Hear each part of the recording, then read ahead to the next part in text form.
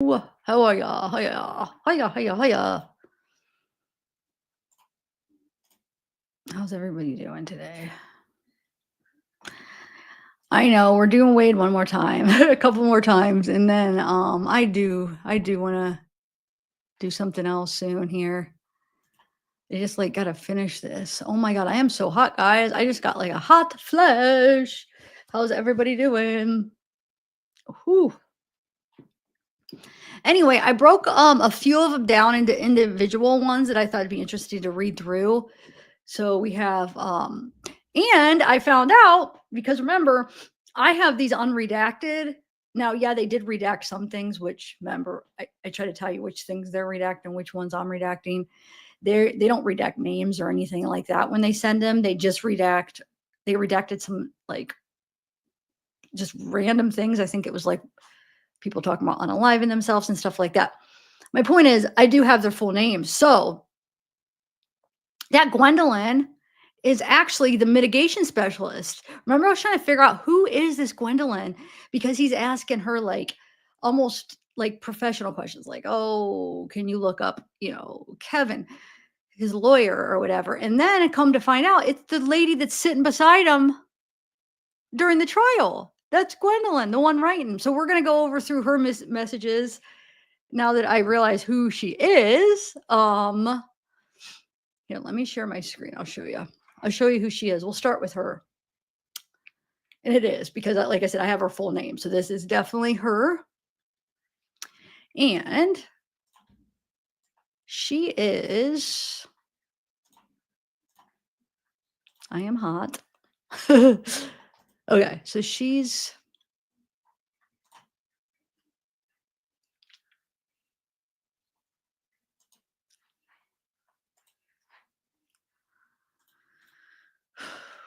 she is this one right here. Elected State's President, Defense Counsel, and the defendant are all present. We're here for sentencing. Was there anything else that the court needed to address? Yeah, and even Gwendolyn, even though I knew that it was a Wendy, because even though, her name comes up to Gwendolyn, he calls her Wendy in the messages. And, she goes by Wendy even in the messages. So it's like they call her Wendy. But it didn't click who this Wendy was until somebody actually pointed it out. And I looked into it. It's like, oh my God, that is her. Because I looked at my unredacted and then I was like, whoa. And then I looked her up and there she was. It's like, oh my God, that's her. So yeah, it was Wendy, but Gwendolyn is her full name or her actual name. But yeah, that's her right there. So I have considered Hey all guys, the testimony. I didn't even say hi to anybody. Hey, counsel, Soapdish. applicable case law and statutes. Michelle, Jane. I have prepared a written sentencing order, which I'll file contemporaneously with the pronouncement of the sentence here today. Also have copies for the state and defense, which I'll hand out once I conclude. So I'll mute it for a minute. Say hi. Hey, Chief. Hi, Linda. Hi, Crystal. Mary. Hey, Sarah. Nice to see you. Hey, Twana Gaskins. Hey, Nika. Yeah, I mean, I don't know. Now, here's the thing. And mitigating factors. Now that I know who it is, I'm going to pay attention to their messages. We're going to read them now. So I have them like individually cropped out. So we'll see the whole conversation from any conversation they have from 7:26 to 8:14, and now I'll look at, it's going to make me look at them different. I don't remember. I feel like, didn't he flirt with like almost all of them on the messages? But we'll see. I just wanted to show you who it was. I actually wanted to, hold on, let's go through some of this and see their interaction a little bit. She's beside him basically all of, I think almost every day of the court. Look at him roll. He just rolled his freaking eyes. Did you see that? Hold on. A vote of 10-2 on count 9-3 on count 1 for the murder of Christine Melton, and a vote of 10-2 on count 4 for the murder of Diane Ruiz. Wow. I see, now it was interesting watching it without hearing it at first, seeing him roll his eyes. So you're going to roll your eyes when they announced like the murder of Christine and then Diane. He freaking rolled his eyes. Did he not? What a jerk. The court recognizes that there is no mathematical formula for considering the aggravating and mitigating factors. It is not enough to weigh the number of aggravators against the number of mitigators. The court carefully considered all of the circumstances and evidence. The court finds. I just wanted to, well, I want to see a little bit more interaction between them and see if.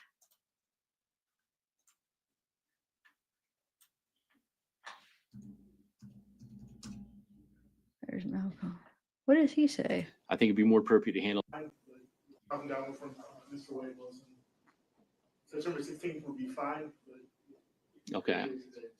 Well, 9 a.m. 591 and 23 CF 15499. Okay. And we have court on 16th, right? Yes, Your Honor. Okay.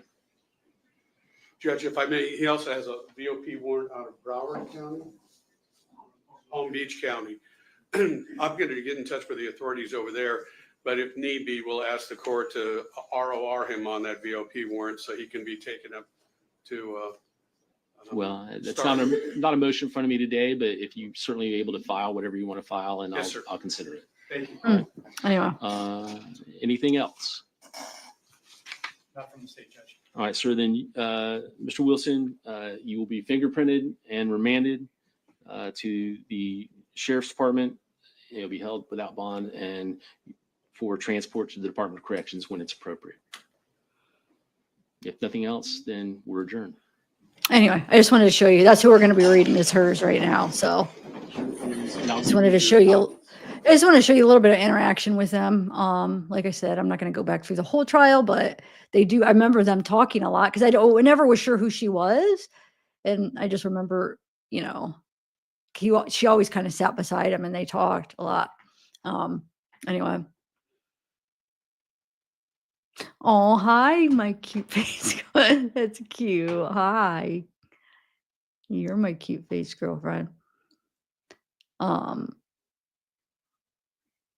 Yeah. So yeah. All right, let's read them.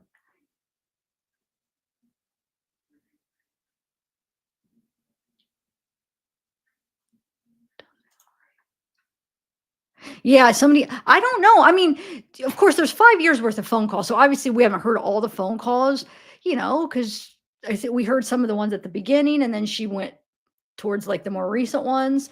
Because if you think about it, when we were listening to the first ones in 2019, people were requesting, we want to hear recent ones. So she got the recent ones, so there's probably a bunch in the middle that she could, that we haven't heard yet.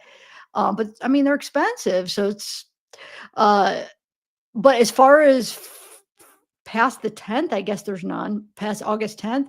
Now death row, I don't think they would release the calls. A lot of places don't release calls. And the reason we got lucky with these is because of how they requested them for the case. You know what I'm saying? So because of what he was doing and how he was like planning things on calls, freaking planning drug deals and, different things, they wanted to watch his calls because he was doing crap and getting in trouble and like getting people involved and stuff. So because of his actions, now they're public because they wanted to look into them. So now we get to listen to him because of that, and once they request him, it's not like they request him and they're like, oh, that doesn't have anything important in it. Once it's there, it's a part of it. We could look at it, but I don't think death row will. I really don't, but I don't know. I don't think I've ever heard any phone calls from, I don't know. I'm trying to think. Anyway, okay, let's read Gwendolyn's. So now we know who she is. How's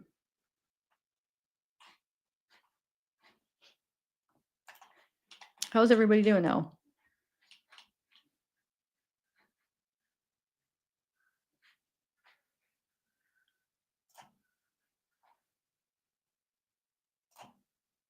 Okay, so yeah, we're going to start with Gwendolyn.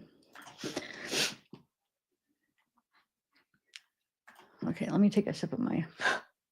Is this bad? Tell me if anybody knows this. Okay, so I had opened this probably like 3 days ago.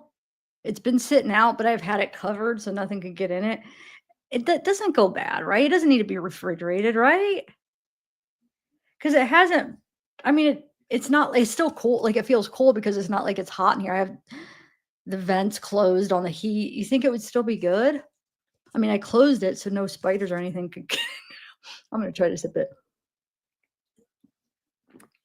I'm just saying it doesn't need to be refrigerated as far as I don't think it will go bad, right? Anyway.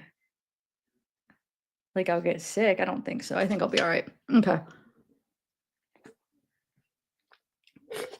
I forgot I didn't finish it, but I put like a book over it. So, all right, let's do this. Okay, so we got Gwendolyn and Wade. So it's going to start from July 26th at 10:49 a.m. Oh, I could take these earphones out. Okay, cool. As long as I don't get sick. I mean, it probably doesn't taste as good, but oh well. I just want the energy. Okay. So Wade says to Gwendolyn, thank you for texting Jesse back. She's been trying to get with Kevin, but he doesn't answer her whatsoever. We want my clothes. I'm confused why Kevin wants to keep my clothes so badly to himself. And then, hey, and then she messages him back, hey, I will be there on Wednesday to have a visit with you at 1 p.m. I let her know. I will get the clothes thing sorted out. Hope you're doing well. You have 2 more experts who will be visiting you. I will give you the details when I see you on Wednesday. Now remember, this is 7:26, so this would be before the sentencing though. So we were just watching the sentencing. This would have been a month before the video we were just watching, because remember, sentencing was 8:27. This would be after the trial, before the sentencing. Okay. Anyway, and then Gwendolyn says, or no, Wade says to her, see you then. And then 2 days later, he messages her on July 28th and says, you didn't tell me that Kevin Shirley was arrested in 2008 and 2015 for battery charges. What kind of people were representing me? Oh my God. And then she says, I was not aware of that. And he says, 2008 battery and 2015 battery. His mugshots are accessible easily online. And he says to her, can you contact Kevin Shirley, the convict, today and ask him I'm sure if Jesse can drive to him and get the clothes that are mine.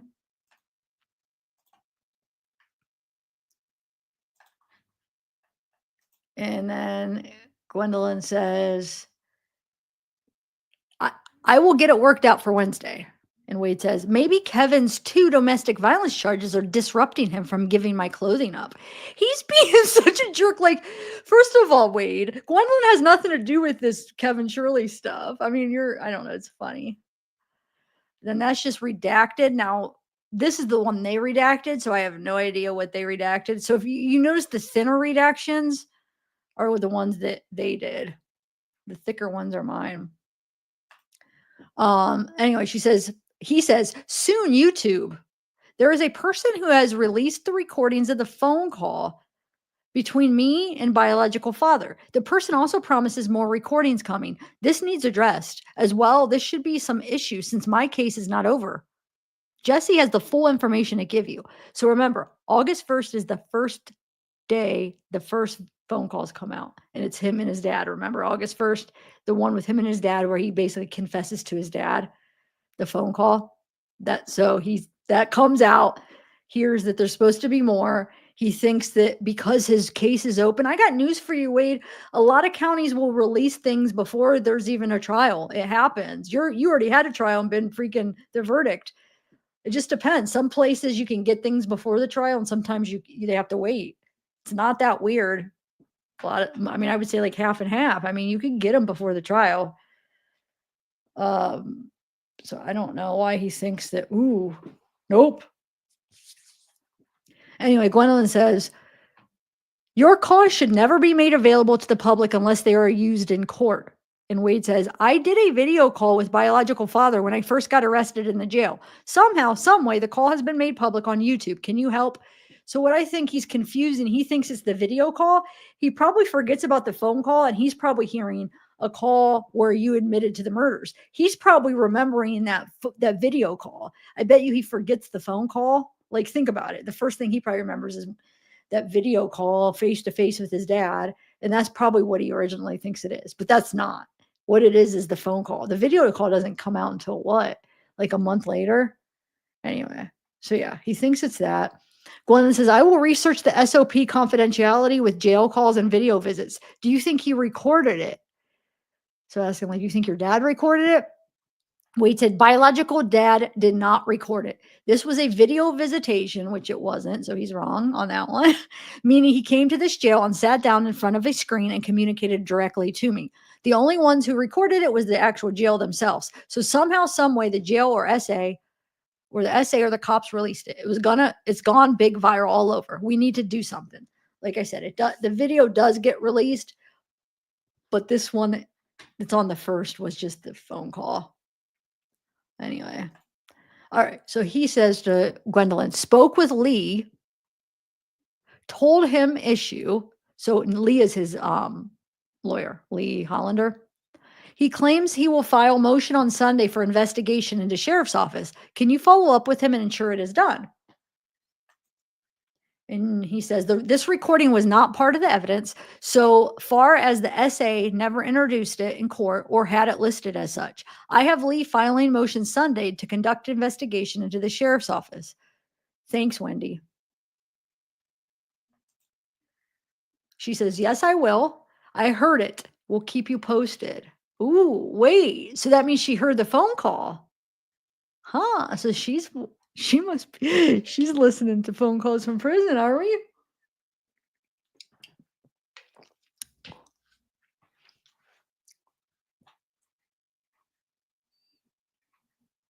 Wendy is the mitigation specialist. So if you're why I showed who she was. She's the girl, the blonde that sit next to him during the trial.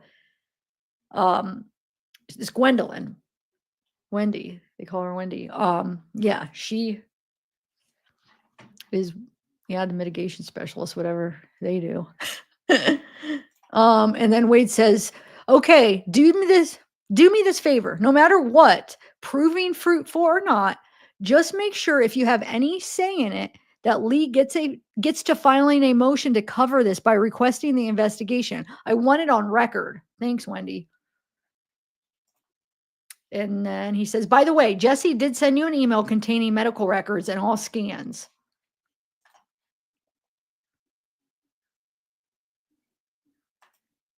And Gwendolyn says, she did not. Oh, yeah. Some of these I can. Yeah, there we go. She says she did not. I called Armor Medical and left a message asking them to let me know the status of your request. I will call back this afternoon if I don't hear back. And she says, and then Wade says, so you know Josh Mateo from my situation? He took the stand. How about his wife in 2020? She caught drug charges. Guess who represented her then? Lee Hollander's law firm, his partner. Another fact, so back in that time, Josh Mateo's wife lived in the house directly next door to Jason Shepard, the guy whose house we went to first on that night. She says she would be someone to go back and interview for sure. So talking about his wife, I guess, Mateo's wife, right?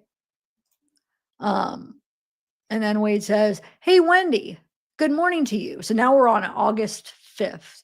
Good morning to you. I talked to Lee Hollander on the phone yesterday. He confirmed to me that he was willing and that he would file the motions. One for the leak. And then this was redacted. I don't know what that said. And he says, he asked me to call him today to ensure he followed through. But my phone is not working or allowing me to make calls. Not sure why. Could you just reach out and ask if he did this? Thanks, W. And then she says, wait, I just left a voicemail for Lee and sent a text. We'll keep you posted. And then Wade says to Wendy, hey, thanks a lot, Wendy. Issue now is since this morning, my phone has been off. Can't make any calls. They aren't doing much to fix it. I'm not in trouble, they claim. I have no restriction. All other inmates around me, their phones have all and are still working fine. If you can maybe call or send email to this issue as well, Wade. And then, she says, good morning, Wade. I got an email from Dr. Brannon's assistant yesterday.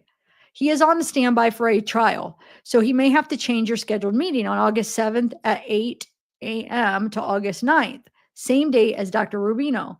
but we need to get it done. I will keep you posted. I would imagine I will know later today.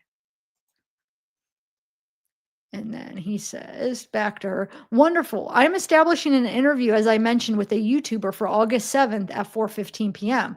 I should be well to do. So then at this time, I should be well to do so then at this time. I don't know. Please keep me updated, or please keep me up to speed. Also, an additional jail call is going to be released on that YouTube channel. This phone call was with a woman named Kristen. It was never submitted into evidence or used as such whatsoever in my case. So now random phone calls are being leaked. Something's up.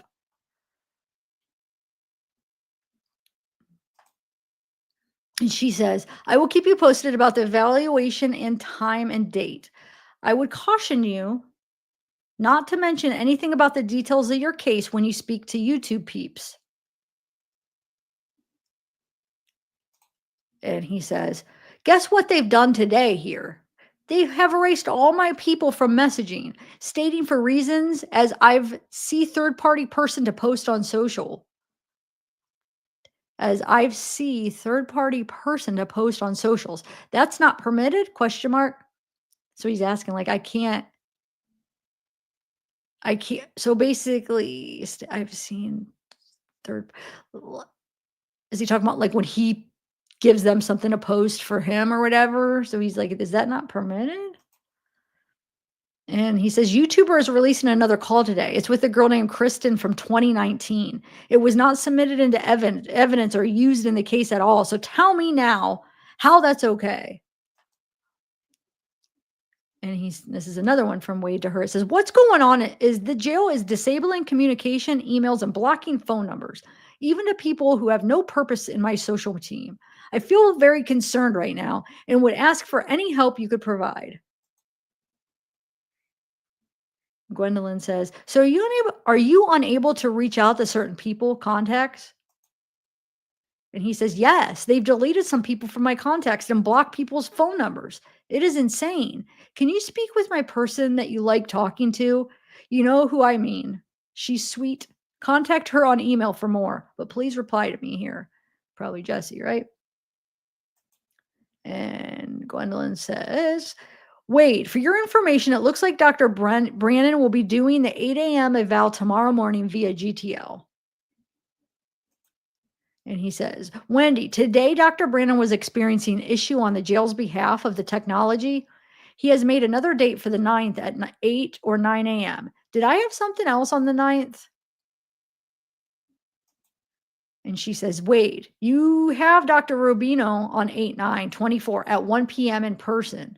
Hope it works out with Dr. Brannon on 8/9 at 8 a.m. I will keep you posted with any updates.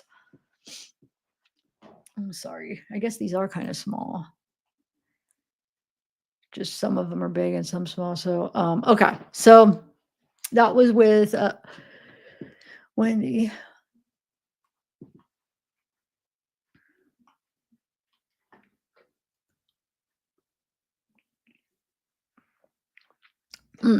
Okay. Now let's do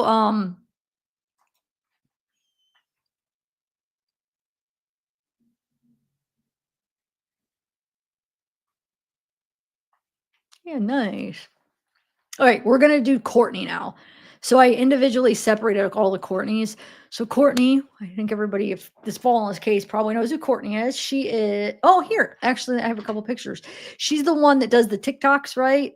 Hold on. She's the one that was against like Kelly and stuff. But hold on a second. I do want to go over. She has like she has some interesting records that I wanted to go over. I've been wanting to do this. I mean, for a while since I've been basically following this case, but I haven't went over it yet. So we're going to go over it today, but I'll show you a couple pictures real quick. Some of her mugshots here. So this is the court, but she does look different on her TikToks, but this is her. She was a Wade wife. Now I was just listening to one of the actually, it was a TikTok from, like, a week ago, so I guess they aren't anymore. They because they were saying it was kind of interesting. Allie gets on and stuff, and she was saying, like, "None of us support Wade over here," so I guess she's not, but that's her. These are some of her mugshots for, like a lot of them is just possession charges. I'm gonna read some of the incident reports after I read through her emails, because there's one interesting charge she has. I'm sure some of you guys already know, but this is operate a motor vehicle without a valid license. Those ones are kind of just.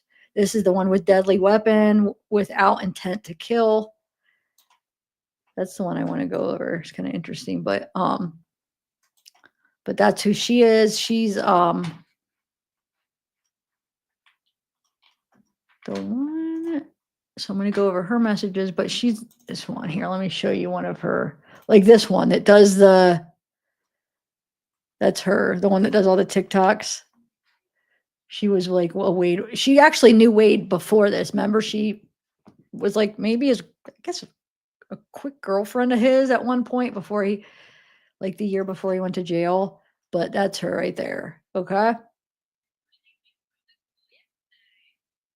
She's the one that does all those TikToks and all they used to be Wade wives and now I guess they're against Wade now, but I thought I knew she was mad at Wade, but I still thought they were trying to support him and get like the death penalty taken away. But I don't know. The last live I watched, it's like, they're like, there is no support for him here. We do not support him. So I don't know. There's just a lot of drama between, oh wait, did I not have my screen share this whole time? Dang it. I'm sorry. There I go again. I know. Sorry. I thought I did. When I have both of the stuff up, I can't see. I didn't see what I was sharing. I'm sorry. But yeah,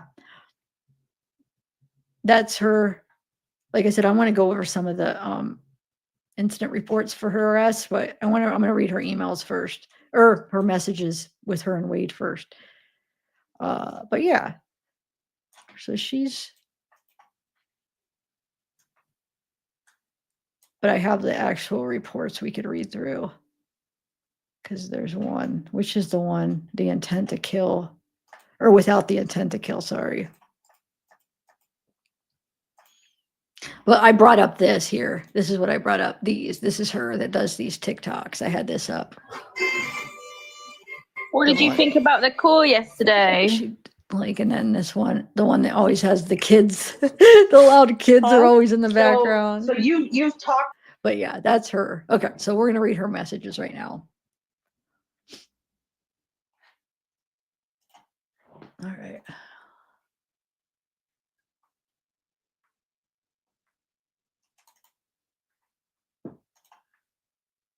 All right. I was gonna find that one. I thought I had it. The one picture of her and Wade. I don't know what I did with it. There's a picture of them too. But she's the one. Yeah, they picked her up. She picked him up from Kelly, and he went with her and basically left Kelly for her, I guess. So they hate each other so bad. All right.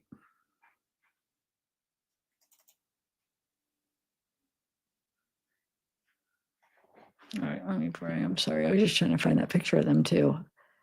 I wish we just thought of it now. That's why I don't have it ready. I was like, oh wait, there's a picture of them I could show, but oh well, I don't know what I did with it. I have so many freaking Wade files. It's crazy. Oh my Lord. After this case, I am gonna get rid of empty my computer. I don't want any more. Get rid of them.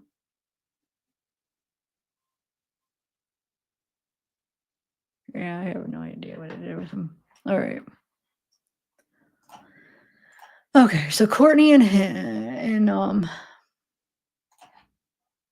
Courtney and Wade's conversations. All right. So we have Courtney. So it starts on July 26th. Hey, big head, call me. Call me. I need to know what your favorite music, artists, favorite foods, and how people can put money on your books for food and phone calls. And he says, we will talk soon. You can post on your story that you will be doing an interview here soon and that people can accept it, but do not give a date or time as to when. Hey, give me a couple of hours. I have to run a few errands for my kids. Then I'll be home and put money on your card. And he says, is there any way that you would be cool with Marie actually coming to Key West tomorrow to film with you? She's not working her other job and is free to do so. Marie is Jessie, remember? She was the one where she was really mad because Jessie went to her house, met her kids under the name Marie. And basically, she felt like, she did lie to her. It was supposed to be Marie. And that's when she was like, that's like, she came to my house and she lied to who she was. But I don't know if you guys remember hearing about that. Yeah. Anyway, yeah, so she's not working her other job and is free to do so. And Courtney says, call me. I put more money on my phone. And she says to Wade, yeah, I spoke with her. She's going to come tomorrow. I need you to call me like ASAP. Or she forgot the A there.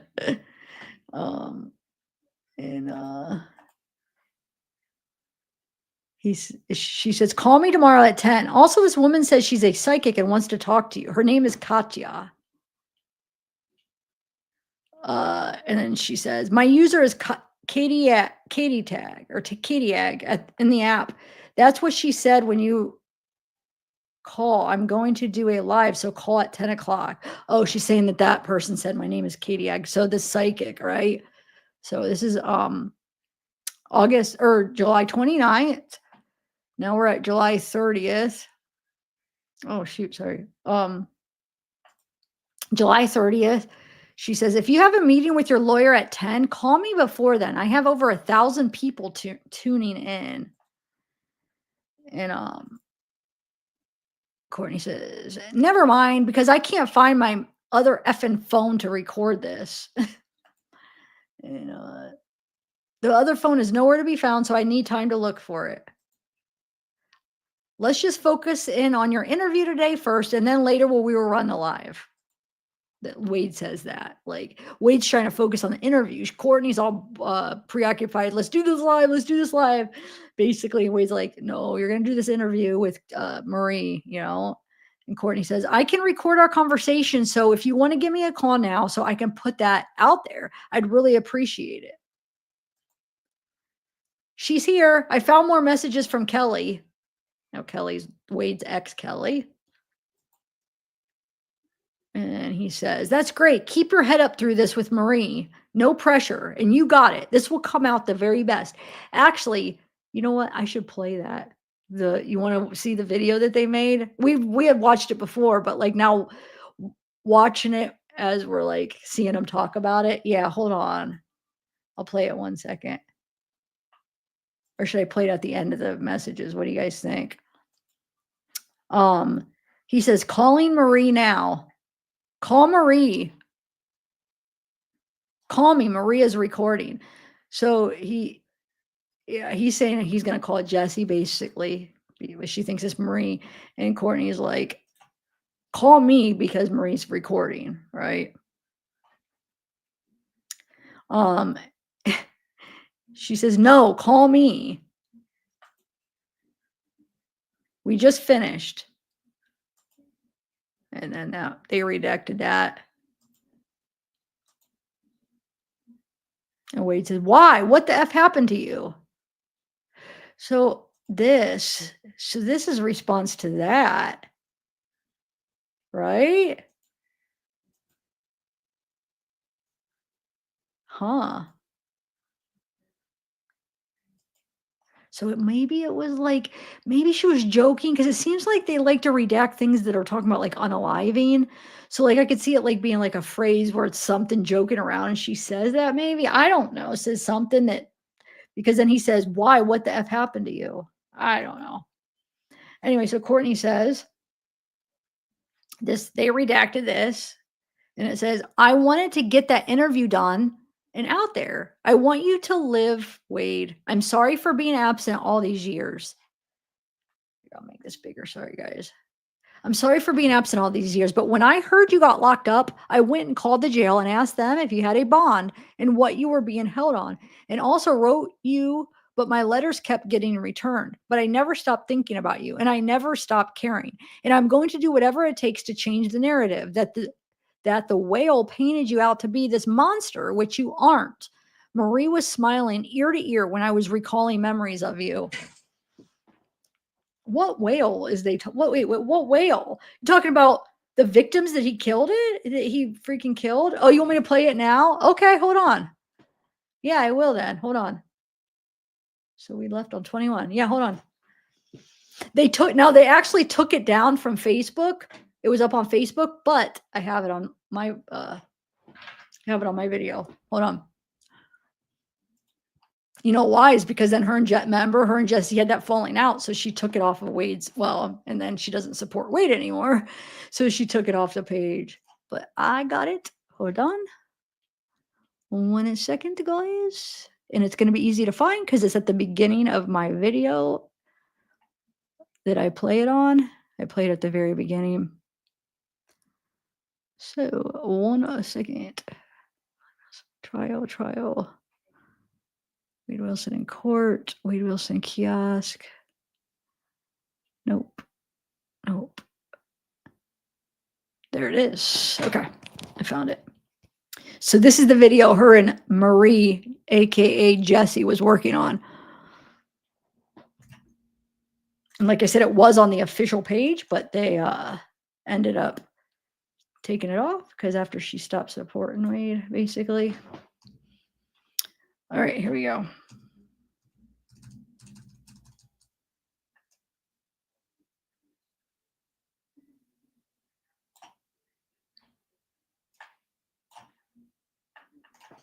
There'll be two of me. Okay, so here it is. Let me know if you guys could hear. Originally attracted me to him. Hold on. I did my Okay. his looks. First he's 6'5". He had muscles. He had tattoos. Oh, hold on. There's a part of it. Hold on. There's a part. It didn't start it. Say stop. I'll fast forward if I talk, guys. Don't worry. I don't want to hear me talk. Okay, so this is the first one. Sorry. Can you hear? I met Wade in 2018 on POF. He wrote me first, and I thought he was a catfish. So we moved over to Snapchat, and then he sent me pictures that he had off of POF, and so I was like, no, those are off of POF. Send me real ones. And he sent me a picture, and I was like, oh my God, he's real.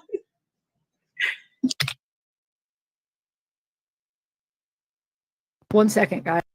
I have to. His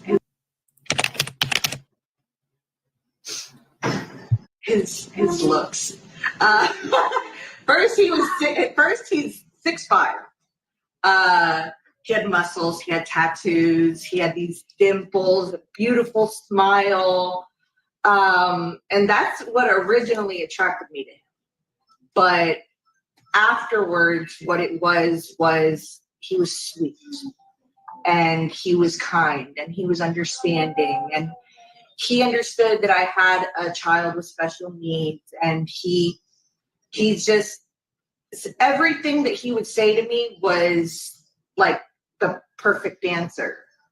And I asked him what his flaw was because he's perfect.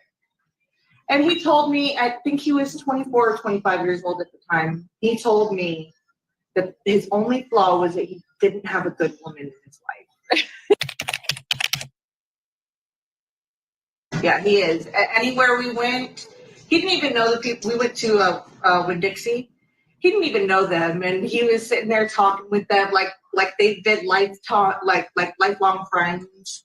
And that's just how he is. But it's also because he's got that he doesn't have that, like that mean face. He's got that face that's like, hey, how you been? And just strike up a conversation with you. My sister, she had a high-risk pregnancy back in November of 2018. Yes, 2018. And I told him my sister's in the hospital and she was going to be having her baby tomorrow. She's bleeding a lot. She's high risk. And I was going to take a train from West Palm Beach to Orlando, which would have taken about 4 hours. And Wade goes, can I take you? And I said, yeah, I mean, if you want to take me. And we drove all the way up to Orlando laughing. He was freestyling. Just, a good grand old time. So when we got to Orlando, he was going to originally just drop me off. And I said, do you want to meet my sister? You want to come inside? And he was like, I mean, yeah, I want to go in, but I don't know how your family would feel about that. And I told him, come on, you drove me all the way here. So we parked the car. We went, he met my sister. He met my entire family, and he met my new nephew. He held him. And it was, it was sweet that he was able to bring me all the way to Orlando. Now let us debunk some lies, shall we? Yes. So Wade texted me earlier in the day and he asked me, can I come down there? I want to be with you. And I told him, of course, because I wanted to be with him too. So he's like, all right, I'm gonna get my stuff together and then, we'll head down there. So I was like, all right, just, keep me in the loop. Let me know when, more or less when you'll be here. So around 2 a.m. he called and he said, hey, we're about to be there. You should head over there. So I headed over to the gas station. And when they pulled up, Kelly was driving. Wade was in the passenger seat. He got out. He went to go get his backpack. And you see Kelly, and she leans forward and she goes, please don't leave me. Please, I'll do anything. Just please don't go. And he said, no, Kelly, I'm done. I'm leaving. And, she's just begging him, please, please, please. And I could see Kelly clear as day, gas stations, they got lights. So she didn't have any bruising. Her lip wasn't busted. She didn't look like she was a scared, battered woman or anything like that. She was fine. And when Wade and I were walking away, Kelly she didn't speed off like she was afraid for her life or anything like that. She drove off normal. No, she wasn't scared of him at all. She was literally begging him to please don't leave me. I'll do anything. She had her shirt on. She was fully clothed. She didn't look beaten. She didn't have a busted lip. Like if she had a busted lip, I think all of this would have, Wade's a big guy with a lot of power. If he would have hit her, all of this would have been swollen. I guess he was just really happy to see me, happy to get away from Kelly. And he didn't seem like he had just, tied someone up and, all of the things that she said that he did to her. It didn't seem like he did any of that. He seemed fine. Just happy and just happy to get away from her. So we went home. We sat outside, smoked a cigarette, talked a little bit, and just kind of catching up because we hadn't seen each other in maybe a few weeks or so. And then we went inside and we laid down, but that was it for that night.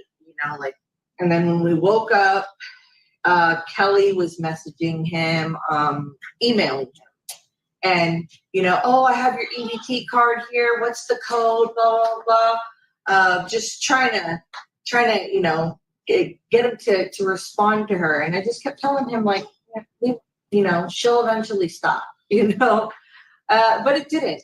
That didn't happen. I want to say the next day or the day after, when she was able to figure out who I was, is when she started messaging me and messaging me and messaging me. All right, hold on. I'm gonna rewind so we can read some of that because she put it really quick, so we couldn't. Hold on, if I should read it now or let my old self read it. These are messages between her and Kelly. Next day or the day after, when she was able to figure out who I was, is when she started messaging me and messaging. Wow, why didn't it pause right away? That was weird. Hold on. It like paused, but it didn't pause. Okay. And I wasn't going to play Kelly's interview, but now I realize maybe I should, because maybe some of you guys haven't seen that. I'll play the interview I haven't played yet. I played her TikTok. I played the one on Court TV. There's another one on somebody's channel that I just watched. I think yesterday it was, or today. I'll play that so remember these details she's saying. Now you could hear what Kelly says happened, and then you guys can make up your mind what you think. Now, I think there's the truth is in between. I do think Wade was probably really nice to this girl because that's how he charms him. He's got charisma. There's a lot of things about him that attract these women. It doesn't mean he doesn't do awful things to them once he gains their trust or once he decides to do it. You know what I'm saying? So yeah, he may never have hurt her, but he would have, I'm sure. So he probably was sweet to her. He probably was, but doesn't mean Kelly's lying, because there's too many accounts of this. I'm sorry. He's evil or psychopath. I don't like the word evil because I feel like it's something here. I don't feel like they're like, hold on, I'm going to skip forward here. I hate, okay. Wait, you'd have it too if I had herpes. And somebody says, but I don't have anything you do though. Again, if I had herpes, you'd also have herpes since you effed my boyfriend at the time. Okay. Heffalump. That's what your fat told me. So obviously Kelly's the one in the black. So he must have told this Courtney maybe that she had herpes, and then she's like, well, if I have herpes, you would have herpes because you're with my boyfriend. He was with me. You even told my sister that you had herpes, that you gave it to Wade, which you did because I got checked and I'm clean. You, on the other hand, have had a dirty. I'm not even going to repeat some of these words. That probably YouTube wouldn't be okay on YouTube, but I'm sure you guys could read what that says. I'm waiting for my sister to charge up her phone now so that she can send me the screenshot of when you said that you gave Wade herpes. So how is this? So Courtney, I have a question. How is this showing that she's harassing you? Because I don't see that. To figure out who I. And this says, just like I lied to him to get him back from Texas to get him arrested. So you'll hear her story, like she lied to try to get him into town so she could get these charges, which you'll see what happened with those. It says, you said that you were with Wade when that happened and he made you go and get an abortion. So try again. She says, LMAO. Oh, I like he was going to marry you at the courthouse, LMAO. And then she says, all right, I got clients to call. Bye. And this Courtney says, bye, go be miserable. Don't contact me again. And Kelly says, I'm not miserable. And Courtney says, don't contact me again. Stop writing me. Who I was is when she started messaging. And like how you told my sister you were pregnant with Wade's baby, but then you say you weren't. And Kelly says, I was trying to get him to come back so he would get arrested. And Courtney says, I'm not going to make fun of them, just the obsessed one. And Kelly says, Milo is plenty obsessed. And Courtney says, and so are you. And then Kelly says, constantly asking me if I want him back because he was asking, texting me daily like he wants you. He keeps calling. And then she took him back because I wouldn't. If I was obsessed, I would have picked him up the night he got out of jail and called. And she says, cool story, bro. Me and messaging me constantly. And even if I didn't reply, she would still one after another. And she kept blowing me up. Over on she messaged me on 2 different Instagram accounts. She messaged me off of her Facebook account. She made another Facebook account and wrote me off of that one. So I want to say in total, maybe more than like 500. Yeah, she reached out to my sister. She was like, do you know where Wade is? Do you know where your sister is? Do you know what they're doing? Oh, I need, the detective needs to talk to him. Oh, detective's looking for your sister and this one and that one. And then just constantly harassing my sister to the point that she was like, what do you want me to do? And I was like, tell her where I'm at. And she did. So yeah, every single day after, she was, writing him and saying, oh, I miss your. Okay, so this says, okay, we was probably a mistake. Wish you the best of luck. I'm sorry for everything. I loved you. Call me sometime if you want to chat. I miss you. Writing your. I think you know what that is. That's funny though. If you want to hook up or Snapchat nudes. Wait, if you want to hook up or Snapchat nudes, hit me up. I'm super horny. And your cock is my favorite. I miss you. Please come back. So it is kind of interesting, unless if these are not legit. So anybody that but look at Mila though. That doesn't mean that didn't happen though, because look at Mila. Look what he did to Mila. Tied her up, ard her in her butt on a boat, and said she's getting punished for whatever she did. She went back to him. This guy has some freaking, like, what is the word? I don't even know. Some spell on these girls because of the way he looks and his charisma, probably. I don't know.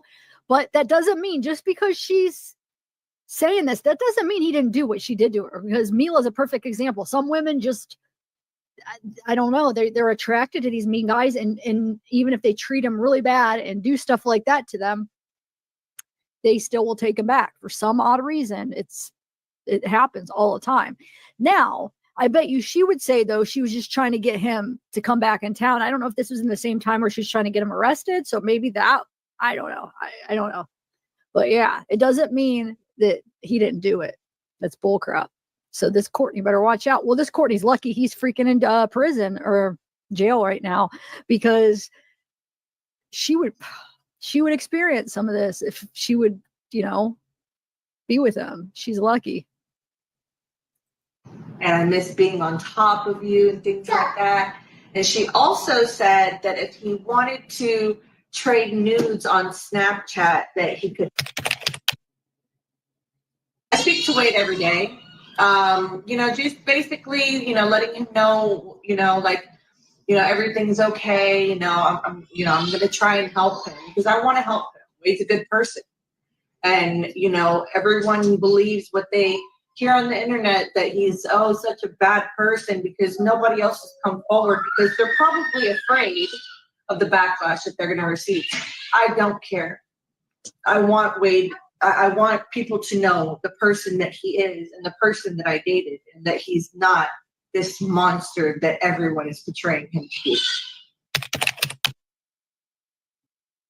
He told me that he specifically told me to tell you guys that his Fundly is Save Wade Stephen Wilson, and his PayPal is just his name, Wade Stephen Wilson. For TikTok and for Instagram, it's going to be Wade Stephen Wilson Official, and then the backup page is Let Wade Wilson Live. So the best way that people can support him is by donating to the Fundly or the PayPal, so that he could get new lawyers, a fair trial, and, get his fair shot. Yeah, he wanted me to give a shout out to Team Wade, to everyone that, that's running his official Instagrams, TikToks, Fundlys, PayPals, all of that. He wanted me to give a shout out to them because they're working day and night very hard for him. And he just wanted to thank them for all their hard work. And he also wanted to thank you guys as well for all your support and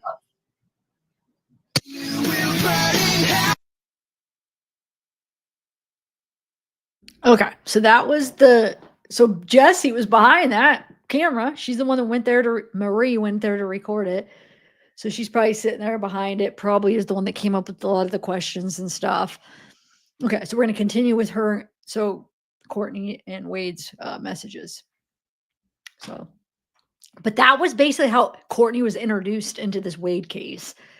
If you remember, nobody knew who she was until that came out on the official Facebook page, on the official pages. I got it. It was probably on the Instagram and TikTok too. I just got it off the Facebook page, so I don't know if they had it on all of them.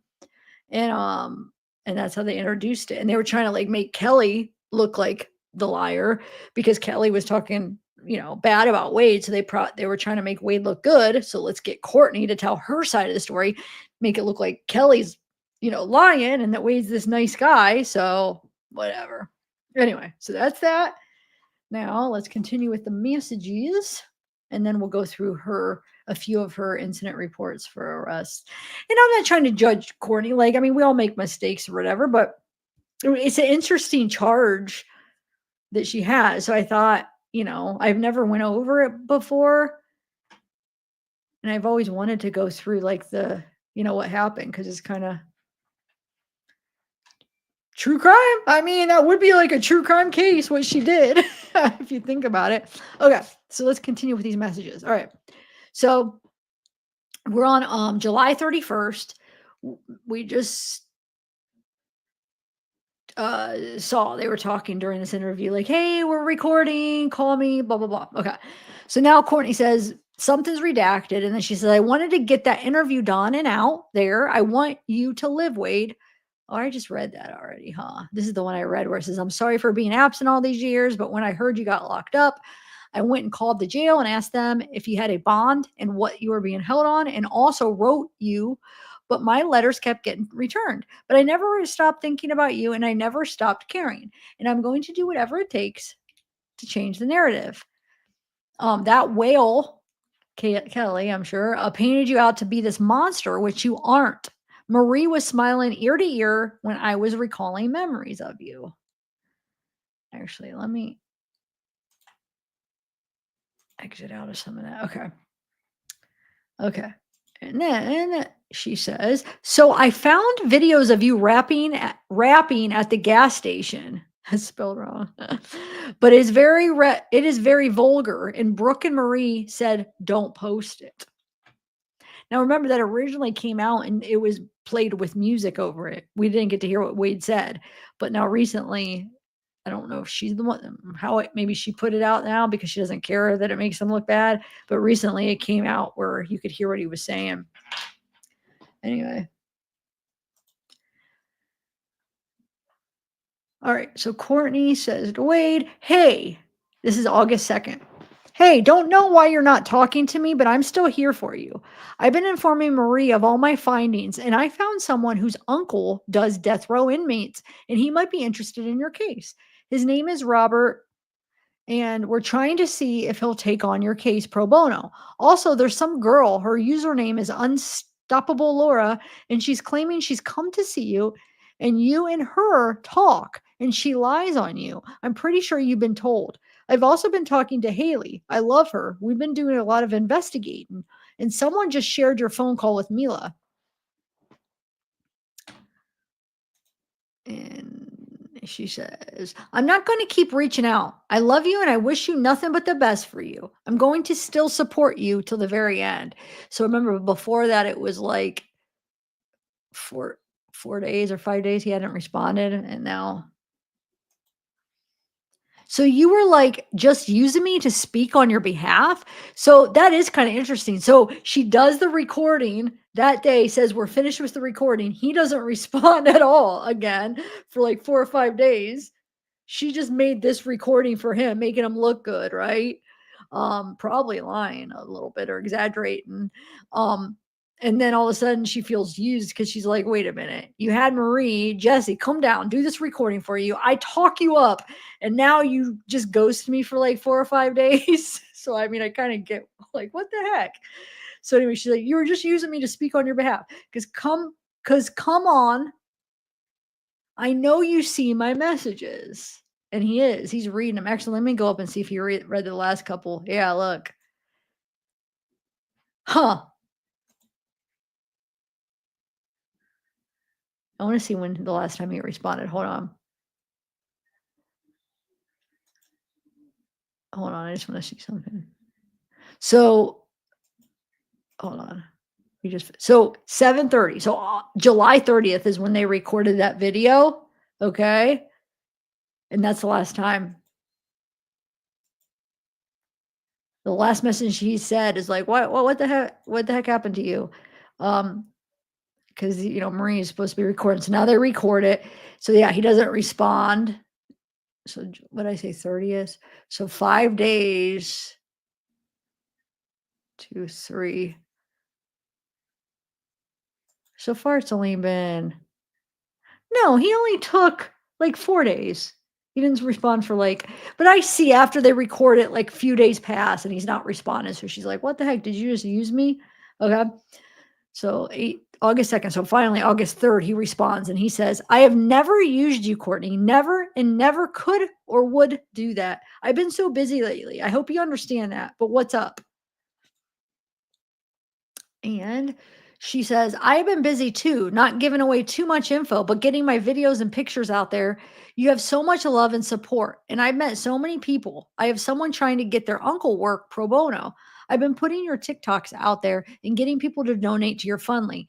I've had a few tell me that they've donated 40 to 75. I also found some men who think this whole case is fishy. Man. Anyway, your conversations with your dad and Mila are just now coming out. But Haley and I are reporting them, and there are so many of your supporters. So remember, the first, the dad one comes out. I think the second, the Mila and him comes out, and then I think either the third or fourth, phone calls in prison puts out another Mila one, or he even talks more. I think that was the one where she had on speaker after he confessed the first time, and then I think the next time she called him, put him on speaker and gets him to confess again. Anyway, so now Courtney writes this on 8. So this is August 3rd. She says, also, a few people have been wondering how we can something. When you get your new lawyer, you need to give them my number so I can speak on your behalf if you want. I posted a video of you rapping at the gas station with the audio muted, and I put the song Wild Ones over it. These are the lyrics. I should play that video just because, just to play it as we're watching things and the stuff that's coming out. Hold on. Worried because he ain't got nothing to lose. He's just quoting that. Says they like me too. Oh, it's got over 10,000 views. Everyone loves how happy you look. Everyone loves your laugh and happiness and that I'm putting out there. I do still want to do a live with you on the phone. If you're up for it, it'll be a little Q&A and Haley will be there with us on the live. I love her. She's so supportive. I love her. She's also spreading awareness on how this case doesn't make sense. We want you free, Wade, and I'm not going to stop. Forget Kelly. She's miserable, miserable waste of space. People want to see you get the fighting chance you deserve. But like I said, I'm trying to get this woman to get her uncle to work on your case pro bono. He works with people on death row, but we think he would be interested in your case. Let me know when and if we can do the live. The girls all have so many questions and want to hear from you. They think your other Q&A was AI. Hold on, let me find. What was her? Hold on, I want to put. Give me 1 minute.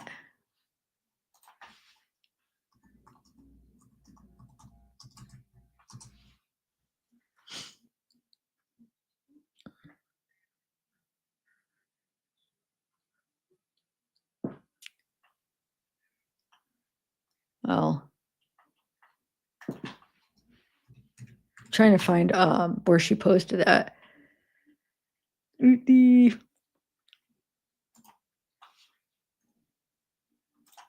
Oh well. I might have to just wait. I have it somewhere, but she must have changed. Huh. her name? I don't know. We'll get it in a minute. I don't have it ready, so oh well.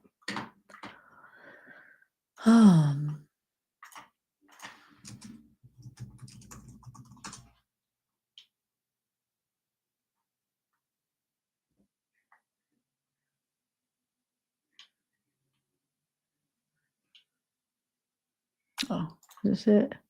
Oh, okay. I'll just do it. It's. I'm sure most of you guys have seen it, right? Where he's sitting there, thinking he's really cool, rapping. He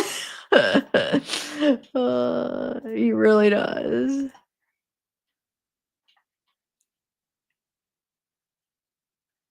Um,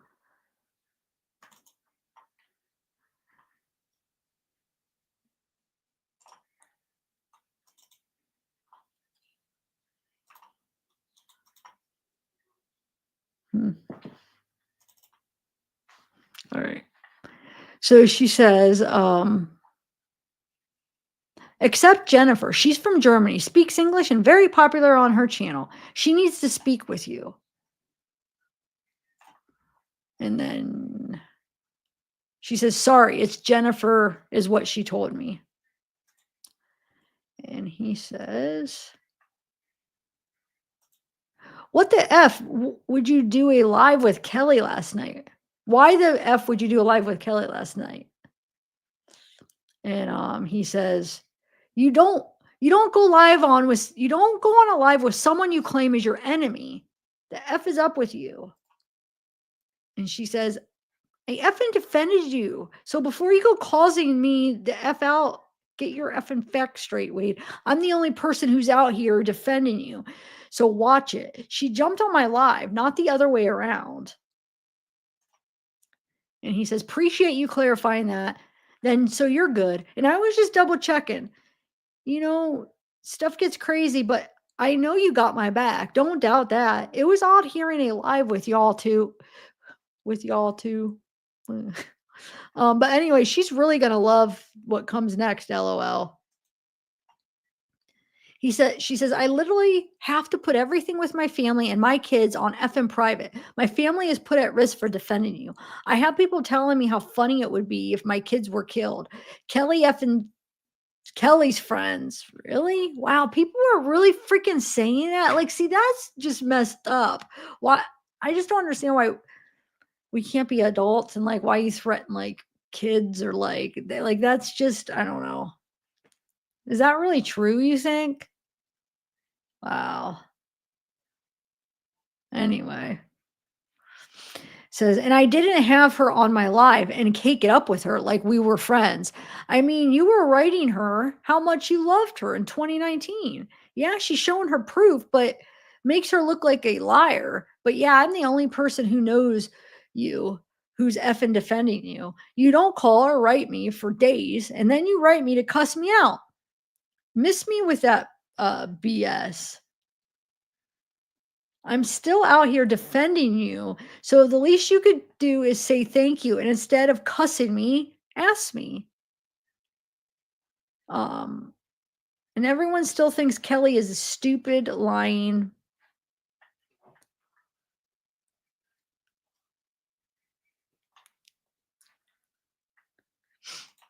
And then Courtney says, you can always call Haley. She can verify everything I just told you. If you don't believe me, she'll tell you, since I have always defended you since day one.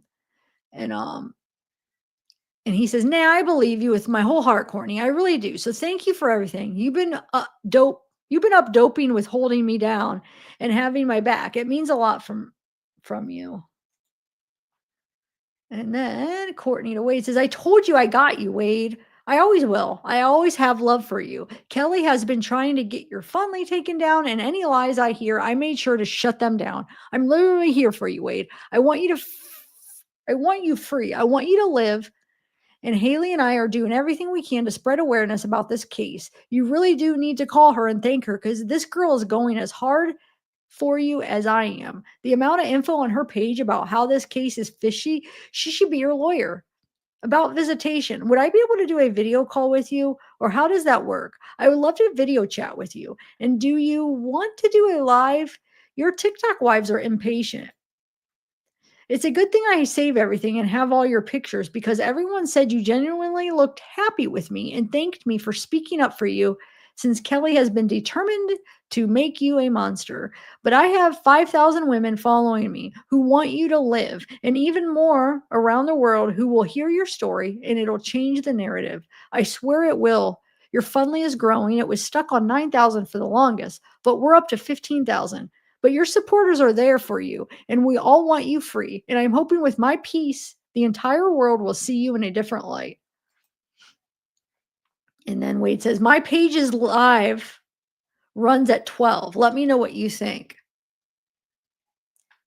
I have never,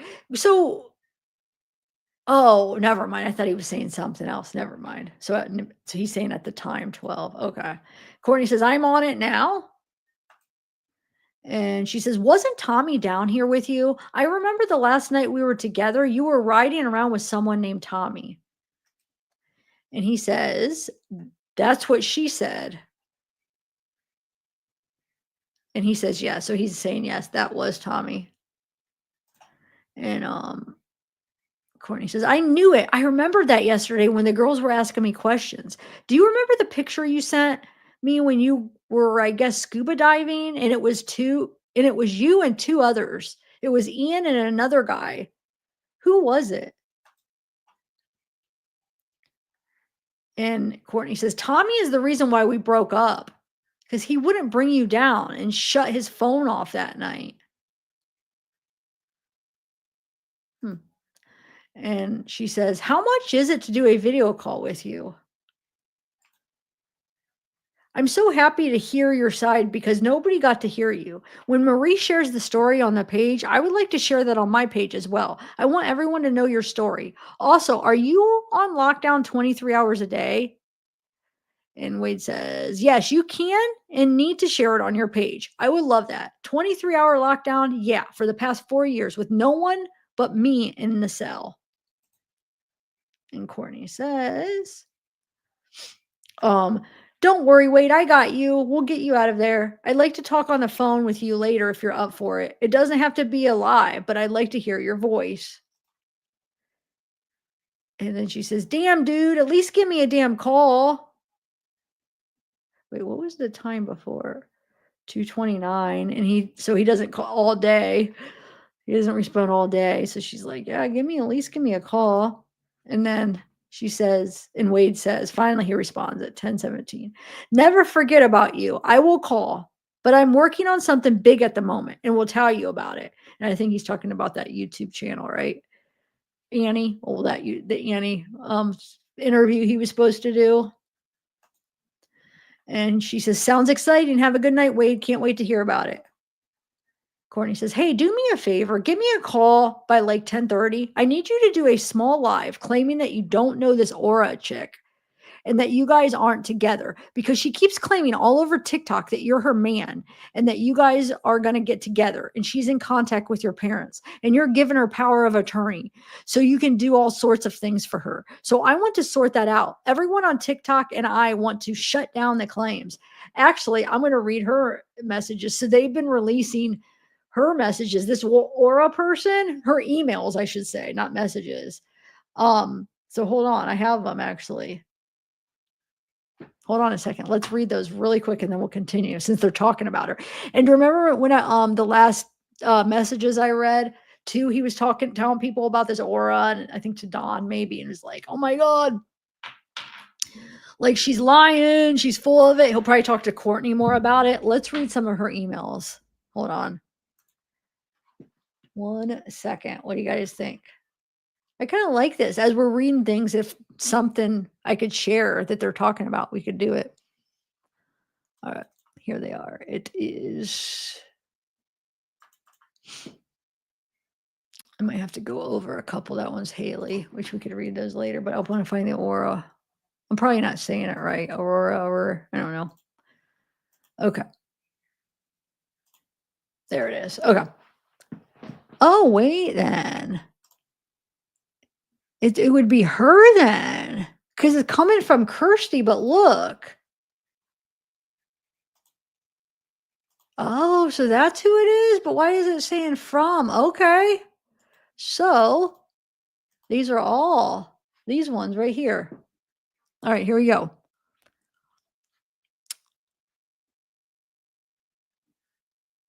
So this is that aura that you'll hear him talk about. Like I said, that he talked about in the last messages I read a lot too. It says, Dear Wade, first of all, urgent matter, please get in touch. I've been trying to contact you regarding some important matters. As I've mentioned before, I've known about you since 2016. Wait, the murder was, wait, no, how? 2019? How did she hear about him? From what? Nobody knew about him in 2016. The murders were 2019. Anyway, and I have knowledge about certain individuals and information that could be crucial for your situation. I've tried reaching out several times, but it seems your inbox is constantly flooded. Please get in touch with me as soon as possible. It's really important that we connect. Take care. And then she writes, personal message from the heart.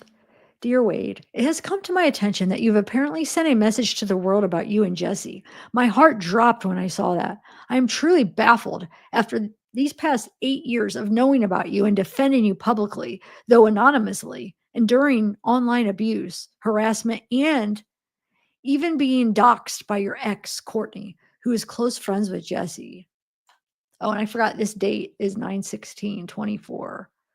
So this actually would be after. Yeah, this would be like over a month after they're talking about her. So she just kept at it. Dang it. Anyway, I have done nothing but support you and have tried for 8 whole years to contact you, but your inbox has been flooded. I've sent you a personalized cards, added my number, and still nothing was answered. I've stood by you throughout 8 years while Jessie only came into the picture during your trial, offering her help. I was the one who found you a lawyer and was willing to pay for everything myself, but they needed your approval, which unfortunately went unanswered. I publicly stated that I run my own business and was willing to go as far as covering your medical bills, supporting you while you were in jail and now in prison, even setting you up once you were released. Now Jessie is claiming that she's going to use the Fundly money to buy a house for her and apparently for you. I know for a fact that she has been dishonest with people online, and I have proof of this. I'm currently working on a YouTube video that will highlight all the inconsistencies in your case, the lack of evidence and witnesses, and the truth about the trafficking ring. I know all too well from personal experience. I honestly don't know what to do anymore. I made countless attempts to contact you through the jail and now through the prison, but to no avail. I've tried religiously to reach out, and yet there's been no response. The truth is, I've had feelings for you all this time, and the energy I've invested, the sleepless nights, and the online abuse I've endured have taken their toll. I love you, Wade, more than those girls ever will, and I'm not afraid to admit that. But I'm at a breaking point. I'm on the verge of giving up. I will still stand by your innocence because I believe it. But I'm stepping back from everything I've done for you. I will be removing all the payments I've set up in your support since it appears Jesse is now in charge of everything. I know this might be hard to hear, but one day Jesse will walk away from you when you're released. I can see it. While I would never leave your side, I hope this message reaches you sooner rather than later. And then financial help and dedication. Dear Wade, I hope this message finds you well. I've attempted to reach out to you on numerous occasions, but I understand you are likely receiving many messages at this time. I wanted to take the moment to inform you about something. Alongside my public defense of you and my unwavering support, I've taken the step to offer additional financial assistance. While I know donations are being made for your legal representation, I wanted to help in other areas. My goal is to support you with your medical expenses, including potential surgery for your hernia and dental care to help you cover your needs while in prison and to ensure you are supported once released so you can rebuild your life. To do this, I've decided to use my beauty business as a means to provide this help. All proceeds from the purchases made through my business will be directed into designated funds that I've established solely for you. These funds will be used exclusively to support your needs and nothing else. I mean, what? This is obviously, there's no way. I hope that through these efforts, you will find trust in me, not only as someone who's advocating for you, but as someone who genuinely wants to support you as a friend. Yeah, shoot, I'm reading these backwards, huh? But I think you get the gist. I won't read them all, but they're saying the same thing kind of over and over. Like she's faced harassment. And all she's trying to do is just support him and, created a timeline and just basically wants to help. So yeah, I don't need to read them all. Talk about she's able to find a lawyer, but he needs to reach out to basically give him the okay. Talking about how April discovered her identity, spread it publicly on TikTok.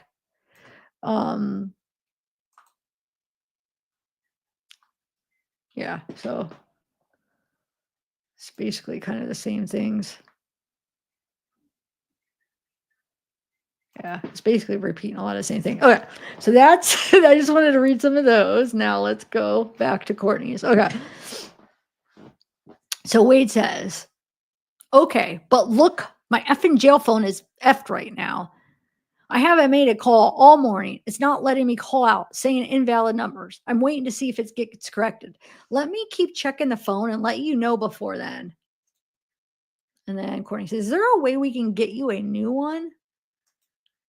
And he says, call the jail. When someone answers, ask to speak to the service department. Then give my name and say the phone is not working. The person might tell you that they already reset my TID, but then you tell them, well, his phone still is not working when he tries to enter his first 6 digits, that it says this PIN number is invalid. And then Courtney says, I got calling you. Calling now. Oh, she's saying she's going to do it basically. And she says, press 0 and then call them so they can troubleshoot with you. She would not tell me anything other than you need to call. They need to hear it from you and troubleshoot with you on the line, I guess. And he says, I can't do none of that, LOL. Whoever you spoke to with brushed you off hard. And he says, this is what these people do to me every single effing day. So welcome to my world, LOL. Then you try to help me out and get told some BS that I can't even do just to get you off the phone. And she says, I'm going to call again and see who I can talk with because this is BS. I got you, Wade. Haley and I have a little chat and people have been sending us so much information. Okay. And then Wade says, that's what's up. Help me out with this. And that's good too, but tell them same people to donate to the Fundly because that's what we need them to be sending the most, LOL. And then she says, do you know I got you, Wade? And I had a couple of people in my life yesterday telling me that they donated. And anyone who has said that they want to send you money for food, Haley and I will tell them the best way that they can help you, Wade, is by, do you know? Wait, do you know? I got you, Wade. I had a couple of people in my life yesterday telling me that they donated. And anyone who has said that they wanted to help you send money for food. And I tell them the best way to do that you can help Wade is by donating to his Fundly. That's right. That's the one that it repeats. I have over 5,000 followers on TikTok. I'm still getting requests and love and support for you. But I keep telling people, your officials, to donate to your Fundly. And Courtney says, once again, they gave me the runaround, but finally I was put in touch with the person that needed to be in touch with. But then they didn't answer, so I left a message and hopefully they will call back. Wade says, Sergeant Watson, he won't call back if so, but call GTL directly and ask if their system is down. GTL is down. They looked at my account, said maybe you're doing something wrong on your end. Effing BS, and I'm going to call the core facility again until I get some answers. This is BS. They can't fix your phone, and they got you locked up all effing day. Courtney says, the phone lines are down because of the construction outside. They damaged the phone line, so they're trying to fix it right now. So that's why they're not able to call you. I told you I got you. I've been on the phone since you told me you couldn't contact anyone. And he says, so how about my dude in the cell next to me is on the phone right now? And he says he's been working the whole morning. It's just me whose phone is effing working, isn't working. Call and ask for Sergeant Kelly. Wow. Okay. I got you at the core facility. Yeah, I am at the core facility. Don't let them cross you over to Sergeant Watson's voicemail because he won't call back. He doesn't give a F. Say someone else's name or something so they can get you Sergeant Kelly or someone else. She says, give me someone else's name because when I called and it said inmate can't get on their phone, he immediately said your name and then transferred me to Sergeant Watson. Do you know anybody else in there? I can use their name. He says, that's not going to work. Try the sheriff's office. Tell them you already tried calling Core and got no help. I'm going to give Haley the number to the jail so she can call and help too because they keep sending me to Sergeant Watson. I did call them. They transferred me back to the core facility. They transferred me back to Sergeant Watson. You have to put in your visitation. By the way, you have to put me in your visitation list so I can do a video visit with you. Someone effing donated $7,300 to Fundly Anonymous. Hey, anything yet? I called and left voicemails. They won't transfer to anyone but Sergeant Watson. Almost 26,000. Add Allison. She had the idea for the raffle. She really wants to connect with you. Plus, she's pretty.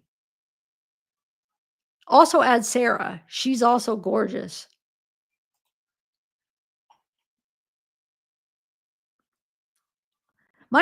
More phone calls are coming out. And I'm sorry, Wade. This phone call, I could hear the pain in your voice. I may not even been there for you in the past, and I'm so sorry. But here, I'll make this a little bigger. Sorry. But just know I'm going to be there for you, fighting for your freedom. I'm doing this because even after all these years, I still love you, and I don't want anything to happen to you. I recall our time together and all our conversations, and I can't help but smile. We had our arguments, but you and I were good. I'm sorry things ended for us the way they did. I can't help but think that if I got this house for us, you would still be here with me. I may not have been in love. I may not have been the love of your life, and maybe we might not have ended up together, but you deserve to have someone speak your truth. And that's what I'm going to keep doing, Wade. I promise. And he says, hit me back up ASAP. And she says, hey, are you okay? I can't believe they're trying to silence you. So now we're on August 6th, okay? And then August 6th, she said, can you see this? And Wade's asking him, can you see this? And Courtney says, yes. And she says, are you still unable to make calls? Wade, are you okay? Except April. She sent you a request, April. So that's it for up till August 6th. Now, we'll go through some of the incident reports of her record. It's kind of interesting if you want. Are you guys interested in that or no?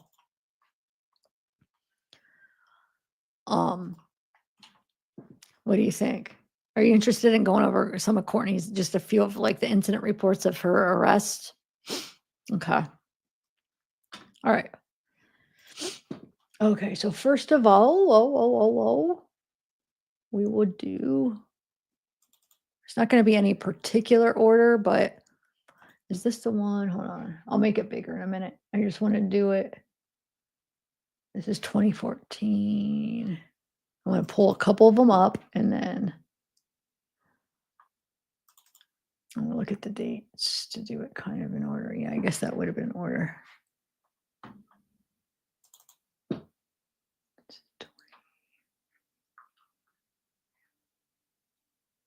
Okay, so we'll do this one first. Okay. So this is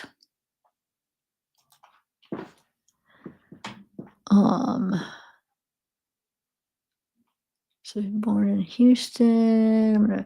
This one, the first one we're going to go over is just a marijuana possession, no more than 20 grams.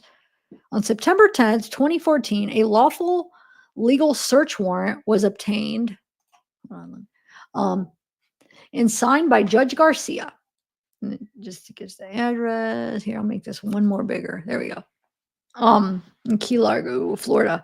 On September 16th, members of the on 2014, Monroe County Sheriff's Office Special Investigations Division executed the search warrant. Detectives from Special Operations approached the house. After knocking and announcing the execution of the warrant, entry to the house was made by force. Upon entry to the residence, the affiant went to the back room, to the back bedroom, and made contact with Julia Lopez and Courtney Lozada. So Courtney is the one we know. They were sleeping in their bed with their baby. After the residence was secure, Detective Duncan read the search warrant to Lopez and Lozada. Detective Duncan then read Lozada and Lopez their Miranda rights. Sergeant Lara conducted opening video of the residence. Detectives from Special Investigations then conducted a manual search of the residence. Affiant spoke with Lopez, who waived his right to an attorney and agreed to speak with me. Lopez stated that Courtney and him smoke a little marijuana and proceeded to show Affiant where they keep the marijuana.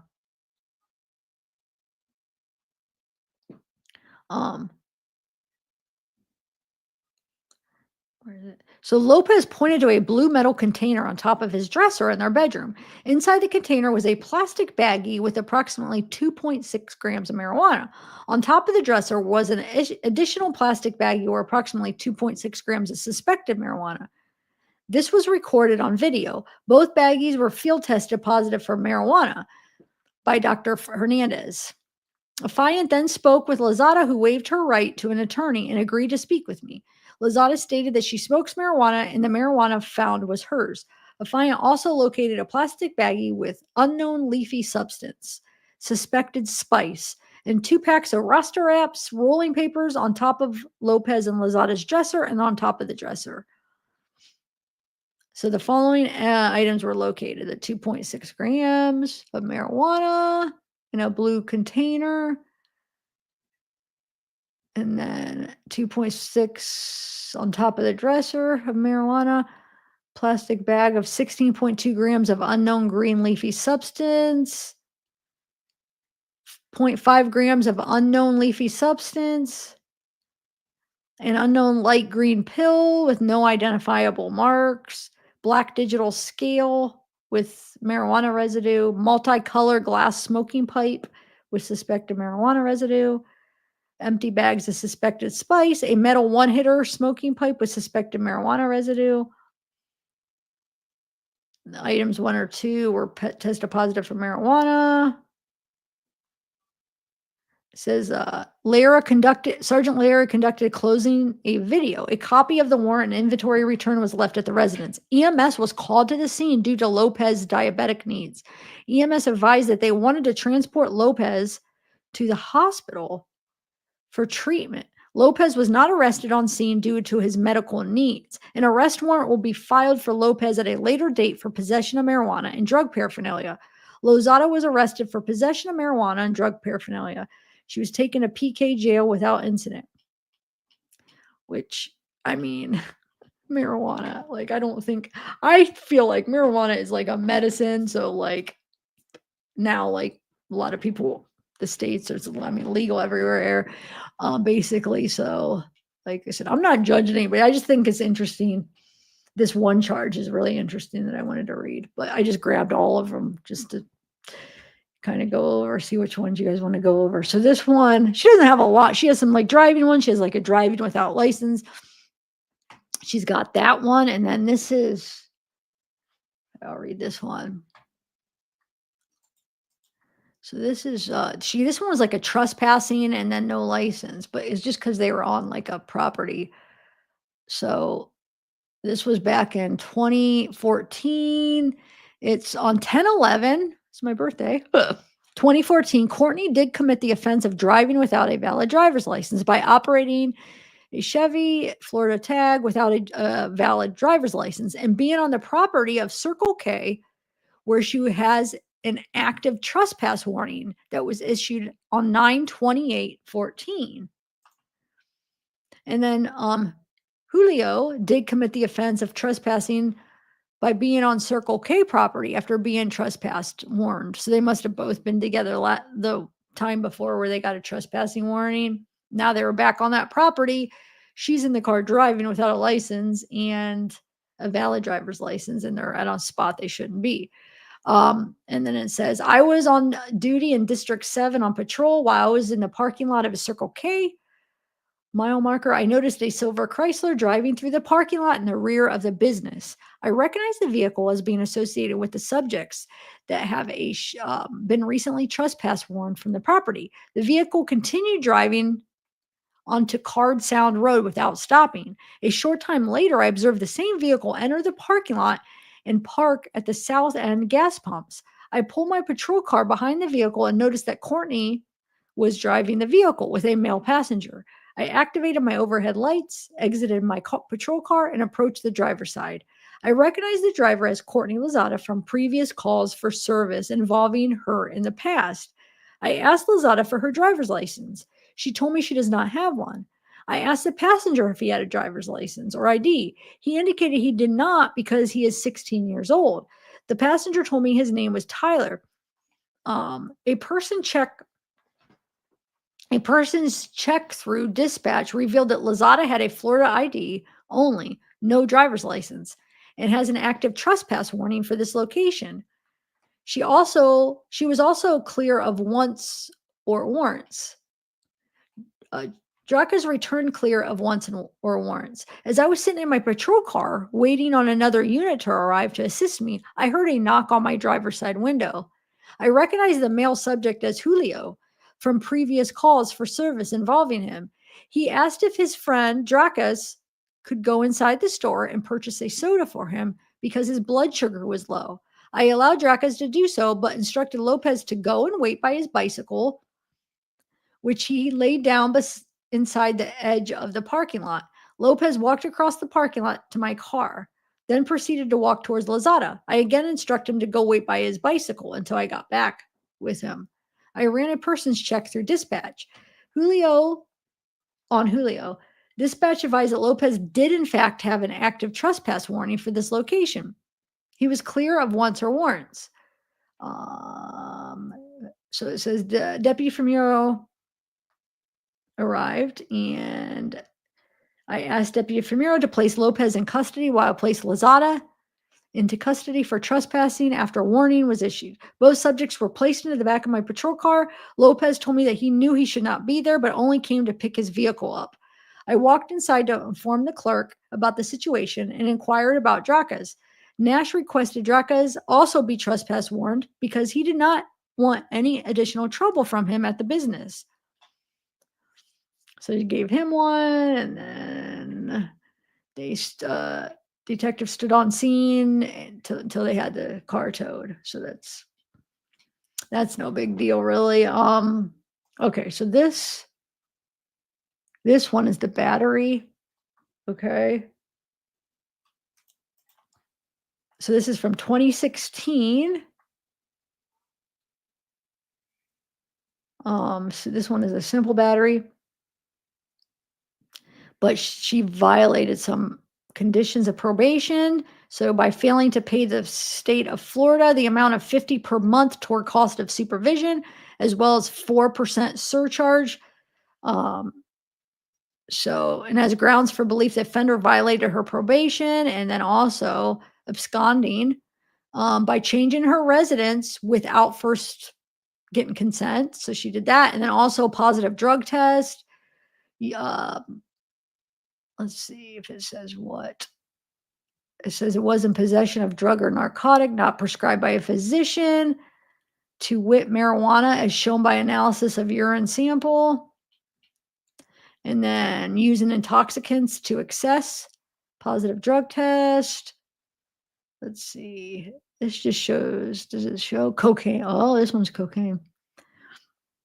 The offender was in possession of a drug narcotic not prescribed by a physician, to wit cocaine as shown by analysis of a urine sample obtained from the offender on March 13th, 2017. Then you have violation, failure to pay court costs, $316, failure to complete outpatient treatment, failing to successfully complete or remain psychological treatment until a provider determines that treatment is no longer necessary, failure to pay for drug testing fees, failure to complete anger management program. She's failing to successfully complete an anger management program and be responsible for the payment. All right, so I'm going to find, I think this is the one that I wanted to read. Yeah, this is the one that I really wanted to read. Okay. So, real quick though, you could see, well, I'll read this first. I was going to put up some new, some articles because there's a couple articles about it, but let's read the actual report. So this is from I guess I should have just read this first and only read this one because the other ones are just like, eh. So 2015, right? 3rd-degree felony. It's, what does it say what it is? Job. So she's job title student. Unemployed. Okay. Here it is. Aggravated assault weapon with deadly weapon without intent to kill.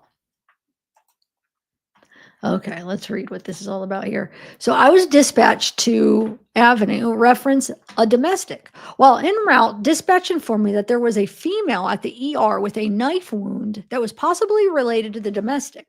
I was dispatched to Deputy Curie, responded to the ER. Oh, the domestic I was dispatched to, sorry. So they responded to the ER to meet with the female. I arrived at the road, the avenue, and found a female laying on the bottom of a stairway covered in blood. The female was hyperventilating. What? Hyperventilating and going in and out of consciousness. I had meds respond to the scene to check the female for injuries. Wow. The female was later identified as Courtney Lozada, defendant. There was a trail of blood leading up to the stairs into the apartment. I asked Courtney what happened. Courtney stated that she lived at the residence with her sister, Taylor, and her sister's boyfriend. According to Courtney, Taylor and her boyfriend got into an argument, and she tried to get her things to leave the home. Courtney further stated she did not remember anything else after that, only that she fell down the stairs. I asked Courtney if there was anyone else in the home. Courtney stated her sister's boyfriend was in the home. I came up the stairs and announced myself before coming into the home. No one answered. I went into the residence and cleared every room. There was no one in the residence. The stairway leading to the home, the living room, and the kitchen floor were covered in blood. There was blood splattered on the kitchen cabinets and countertops. There were several knives in the kitchen sink and countertop. However, there was a large knife covered in blood behind the kitchen faucet. Deputy Curie spoke with Taylor, so Taylor is Courtney's sister, at the ER, who stated she and her sister Courtney had gone out drinking last night. They returned home early this morning and got into a physical domestic altercation. Taylor told Deputy Curie Courtney was upset with her because she had her kid taken away from her for partying too much. But she could do the same thing and still get to keep her kid. According to Taylor, the argument heated up, probably heated up, I'm sure that's a typo, and Courtney grabbed the kitchen knife and cut the top of her left forearm. Taylor stated she had a friend drive her to the ER. Taylor wrote a sworn statement, which stated Courtney cut her with a knife because they started arguing, and it shouldn't have happened. It was for a stupid reason, and they both drank too much. Taylor added her boyfriend was not home at the time of the fight between her and her sister. Taylor was treated at the ER and received numerous staples on her forearm. Courtney was complaining of pain on her right wrist from the fall. Rescue 8 transported Courtney to the ER to be checked out by the ER doctor. The ER doctor gave Courtney a medical clearance. At that time, I informed Courtney that she was under arrest for aggravated assault with a weapon without intent to kill and transported her to the Monroe County Jail in Key West.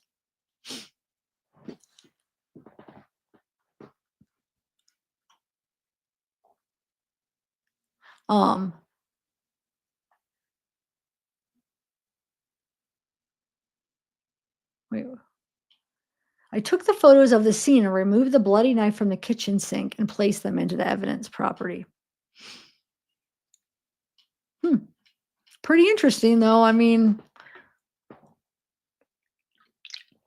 I'm glad everybody was all right. So it looks like what Courtney fell down the stairs after that or something. Huh. I think all these other ones are like, this was just the no contact order. So she originally had a no contact order, but then you'll see that the sister's like, no, I don't really want that. But like having physical or violent contact, 500 feet, you know, and then where's that? This is the aggravated battery. Here, right here. It says State of Florida versus Courtney, bond reduction. Then it says requesting reduction or release to PTS and have the no contact order lifted. Family issues need to be dealt with. Argues as NBA was his victim has no fear of sister and was a mistake. Defendant says she didn't know about no contact order. Deny to reduce bond.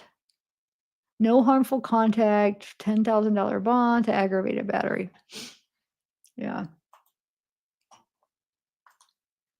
On defendants, no contact orders were issued requiring. Wait, what day is that? Yeah.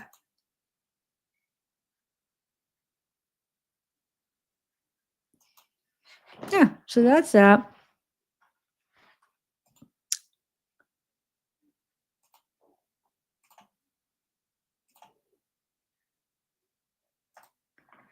Okay. Now, before we read any more of those, let me how's everybody doing? I don't know. Did she lose her kids? I mean, when she does those lives, you could hear them all the time, and she's always like talking to them on the lives, like, oh, hold on, like yelling or whatever. It sounds like she's taking care of them. So I don't think she lost them. Well, oh, wait, I guess we were reading where it says that she wanted her kids taken away, but I guess, does she have them back now? Because now, like, we hear them, unless if she has some that she has and some that she doesn't. I don't know. But before we read the messages about Annie or with Annie, I wanted to, let's go over some of the stuff that the official page released here yesterday. So they released a few things recently. I think it was yesterday, like I said. So let's go read this. So this one says, this is from Wade. It says, I've done things in which I totally deserve to go to jail over. But I had no include. What is that word? I don't know. With killing the two women. I'm being accused of killing in Cape Coral. I was threatened that harm would come to my family if I did not confess. Shortly after my arrest, my parents' home in Tennessee was burnt down. It was ruled suspicious.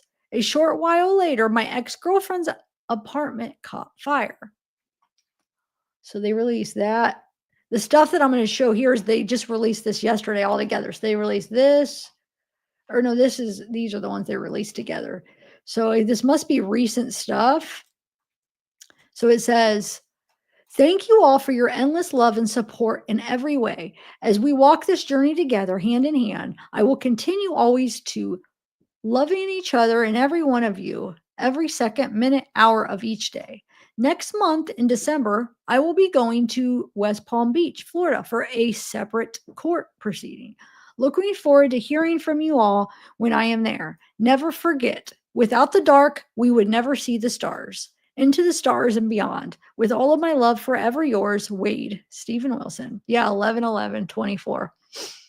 And then they released these disciplinary reports this is from 10/31, date 11/7. So basis for decision, it's so inmate offered staff assistance. It was declined. Inmate plea, no plea. Findings guilty. Inmate present refused to appear. It's the violation title is tablet tampering, altering. The disciplinary hearing team based its decision on written statement and direct observation of Captain J, who advised while assigned as death row captain was conducting tablet searches on Wing 4 and P dorm when he discovered that inmate Wade's tablet had apparent cuts and marks indicative of his attempt to access the USB port. The tablet was forwarded to Securus Technologies for further disposition. Subject was ordered to pay restitution in the amount of $129.99. Inmate refused to complete and sign section 2 of the documentary.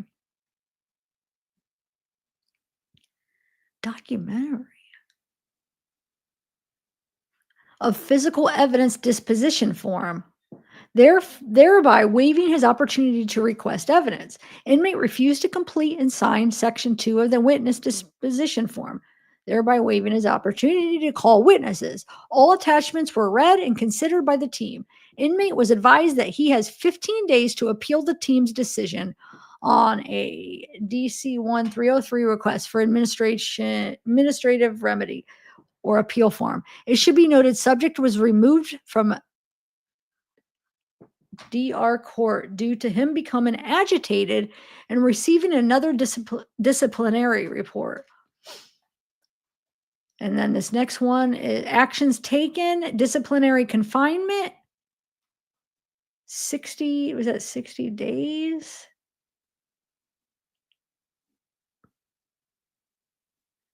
That means he had 60 days in the credit days, though. 60? Yeah, adjusted disciplinary days is 60. Restitution is $129. Individual review counsel, confiscate contraband, yes. Subject was ordered to pay restitution in the amount of $129. It should be noted subject was removed from DR court, I'm sure death row court, I don't know, due to him becoming agitated and receiving a disciplinary report. The contraband is described as follows: JPay tablet. Okay, so that's one. Here's another one. This one violation is disobey regulations.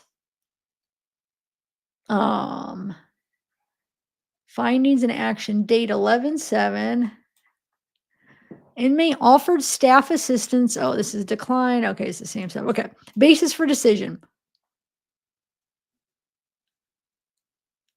I want to make sure it wasn't just the same thing. No, it's something different. Okay, the disciplinary hearing team based its decision on the written statement and direct observation of Captain J, who advised while assigned as death row captain, he approached inmate Wade cell and observed that he had his personal property on top of his assigned storage locker.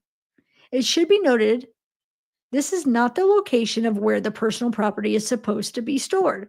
The personal property is supposed to be stored inside of the storage locker, not on top of it. Inmate refused to complete and sign section 2 of the document,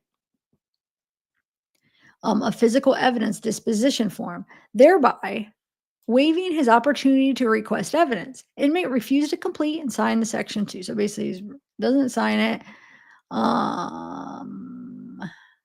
Inmate was advised that he has 15 days to appeal, blah, blah, blah. We don't have to. Huh. Can you guys still hear? Wonder why it lost. I'm saying it lost connection to my. Oh, that was weird. Lost connection to my video for a minute. Can you guys still hear me?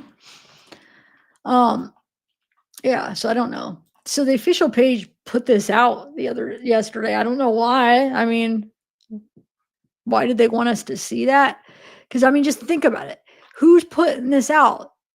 It was this official page that just put this. So okay, so they want us to see this, obviously. Yeah. And then, oh, I guess there's one more. Let's see. This one is disobeying order. Okay. So inmate Wade is in direct violation of FAC chapter, blah, blah, blah, rules of prohibited conduct. disobeying verbal or written order. Any order given to an inmate or inmates by a staff member or other authorized person, 9:05 approximately hours on November 7th, 2024, while assigned as second shift lieutenant, Lieutenant Covey, was present with Chloe in P dorm in interview room 2 to assist in conducting disciplinary report court for inmate Wilson. During this time, inmate Wilson became agitated and began to raise his voice. Speaking when Miss somebody was speaking, I order inmate Wilson to cease his actions, to which he refused and continued speaking while Miss Blank spoke. I issued another verbal order for inmate Wilson to cease his behavior, to no avail. Inmate Wilson then became more agitated and stated, "No, I'm going to say my piece. Your captain set me up. Tell Blank I love him." I gave inmate Wilson several more verbal orders to cease his action, to no avail. DR court was then ended due to his actions, and inmate Wilson complied with orders to cease his actions. Inmate Wilson will remain in his current death row status pending the disposition of this report. No hearing shall commence prior to 24 hours of delivery of charges except when the inmate's release date does not allow time for such notice, or the inmate waives the 24-hour period as authorized in rule, blah, blah, blah. As an inmate being charged with the violation of the rules of prohibited conduct, you are advised the following. An impartial investigation will be conducted on this disciplinary report during the investigation of the disciplinary report. You will be advised. Okay. And then he wrote this, right? So this is 11/11. He wrote, I don't know why they mark that off. I don't know. The official, which would be Wade and probably Jesse, and says, I went to Regional Medical Center, Butler Prison, a week or so ago. The surgeon simply said for my hernia, or maybe simply scheduled me for my hernia, then scheduled me for a few months out for surgery. I asked him what can be done in the meantime to help alleviate pain. He responded, have a nurse massage hernia and apply hot and cold compress. And so here I simply wrote a request asking for this very thing. And I stated HIPAA privacy law so an officer wouldn't intrude on my medical status, as they then run and speak. They then run and speak around on inmates' medical issue. It's the same when you go to mental health. Okay. So they're saying it's the same when you go visit mental health. Due to HIPAA, no officer is allowed in medical room and must wait outside and view through a window. I literally only asked for the same for HIPAA to be followed. In medical help with my hernia, I get issued a disciplinary report for trying to establish a relationship. I absolutely was not hot. I don't know. Not what though. I absolutely was. I don't know. But anyway, so I guess he went and got, his hernia got looked at. And then, so he gets somebody that gets to massage his hernia. Like, we don't even get that when we're free people. You don't just have where do you have a nurse just oh, come, hey, I have a hernia, come and massage. I don't know. He really wants to be treated like a king, and he lost a lot of his rights. I mean, I guess there's one more. This one is violation title per bus relation. I don't know. At approximately 1400 hours on Tuesday, November 5th, 2024, while assigned as a PDORM death row nurse at Union, Blank was reviewing a DC inmate sick call request I had received from inmate Wade, housed in P blah, blah, blah. In the inmate request, inmate Wilson makes several statements attempting to establish a personal relationship with me. In the inmate sick call request, inmate Wilson made the following statement. Request to nurse. Request having nurse see me 2 times weekly and massage hernia in privacy. I would ask that the officer step out of the medical. I'm asking nurse blank to treat me weekly. Hernia hurts terribly. This would help. Copy of the inmate sick call request is attached as evidence inmate Wilson is in violation of FAC chapter blah, blah, blah rules prohibited conduct. Establishing or attempting to establish a personal or business relationship with any staff member or volunteer. Inmate Wilson remained on death row status pending disciplinary action. This incident is referred to the shift supervisor for further disposition.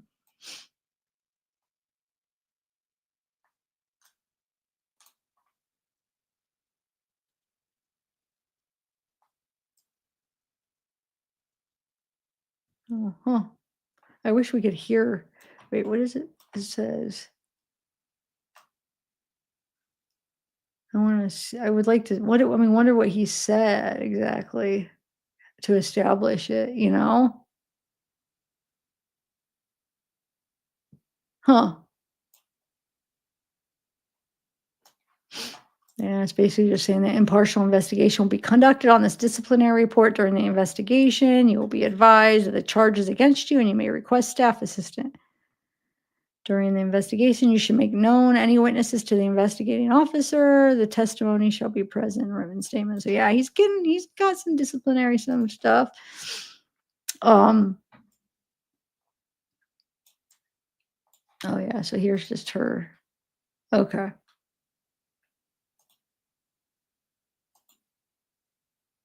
Wait, was that something different? Hold on a second.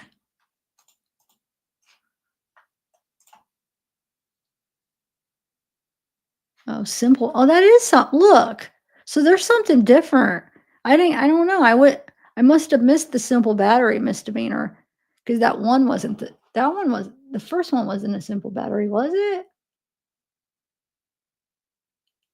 My point is was there 2 different charges of battery, like one from before? I don't know. I didn't think that'd have been a simple battery with a deadly weapon without intent to kill. Let me see what date this says. Yeah, it's the same date. Wow. 10/25. Yeah. Huh.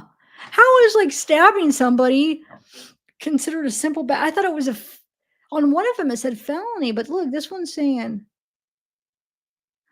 I don't know. Anyway. What do you guys think so far?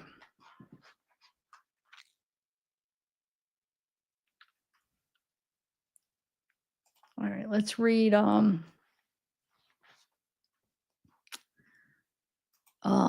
so what I did with the Annie ones, so I wanted to just put them all together. You know, I'm doing these individuals so that the conversation is a little bit easier to follow on some of these while we're waiting on the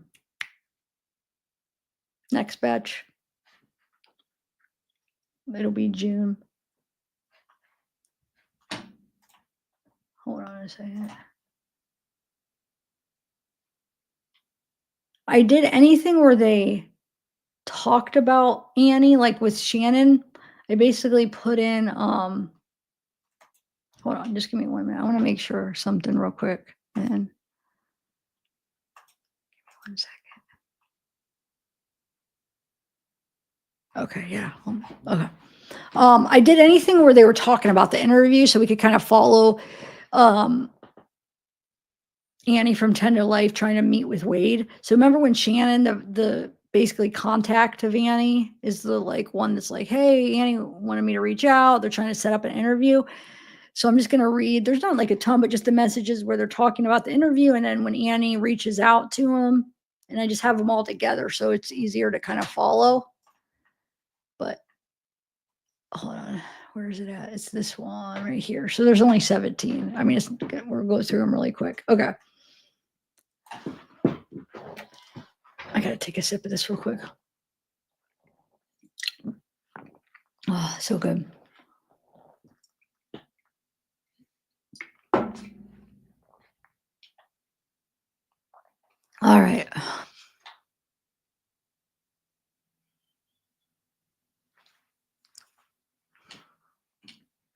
So Shanna says, oh, shoot. It's quick response needed. Okay. Says, okay, there we go. I need to actually leave your name and details at the top. Do I have your permission? Also, the true crime YouTuber got back to my friend within the hour. She wants to know some more information and what you're willing to share.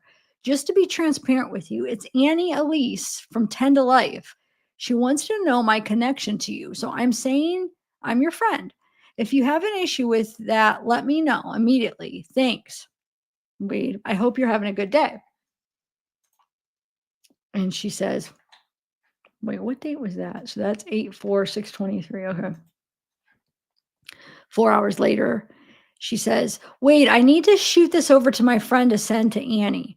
You can change whatever you want, but I need either this or something else immediately. Yes, I agree to interview with Annie Elise on her true crime YouTube channel. I'm currently waiting for her questions to review so we can schedule a phone interview ASAP. Thanks, Wade. Or thanks, Wade Wilson. So she's basically showing him how to write it to her because he can't write his own messages. They write it to him, and then he copies and pastes it and writes it back so it looks like it's coming from him. So Wade responds and says, yes, I agree to an interview with Annie Elise on her YouTube channel. I'm currently waiting for her questions to review so we can schedule a phone interview ASAP. Thanks, Wade Wilson. And then Annie writes to him. So August 4th. I'll make this bigger. Okay. Dear Wade, my name is Annie Elise. I'm a crime podcaster based in California. Shannon recently reached out to me mentioning that you had requested a formal interview with me. But you notice now that we're seeing this, that wasn't that. It was the opposite. So Shannon reached out and said that Annie reached out and wanted her to contact her and know the relationship. So I wonder who's telling the truth here, because Annie's like, oh, you wanted to, it's basically you reached out, wanted to interview me. Shannon said Annie reached out to her and wanted the connection from her because she was talking to him. Is that making sense? So I wonder which way it really is. Anyway. Well, I mean, we know that, let me take that back. So we know that it wasn't Wade's idea to reach out. So either Shannon just said that, oh, this YouTuber, wanted to, know our relationship and wanted me to get in touch with you. And either Annie really did, or she just said that and got Wade to get interested and then told Annie, hey, I'm talking to Wade. Do you want to interview? He wants to do an interview. You see what I'm saying? Anyway, so dear Wade, sorry. Shannon recently reached out to me mentioning that you had requested a formal interview with me. She indicated that you wish to discuss your reasons for asserting your innocence, the need for new counsel, and other relevant details of your case. I have been covering crime for many years, bringing various stories and perspectives to light, and I am interested in understanding more about what you hope to discuss during our potential interview. Could you please provide more information on the specific topics you would like to address and why you have chosen to speak with me about them?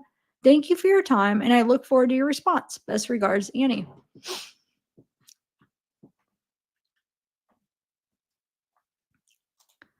And then Shannon says, will you be able to call me at some point prior to talking to Annie or her team? Please let me know. And she says, I hope you're doing well today. It seems like you won't have the phone anytime soon. Do you have an idea on when it'll be back up? If not, are we good to discuss here via messages? I hate to be annoying and bother you. I know you're busy, but Annie reached out to my friend a few times ago, and it's important we discuss and move forward with this fast. And then she says, is that all? I told my BFF to tell her that I am your friend and I care about you receiving a fair and just trial.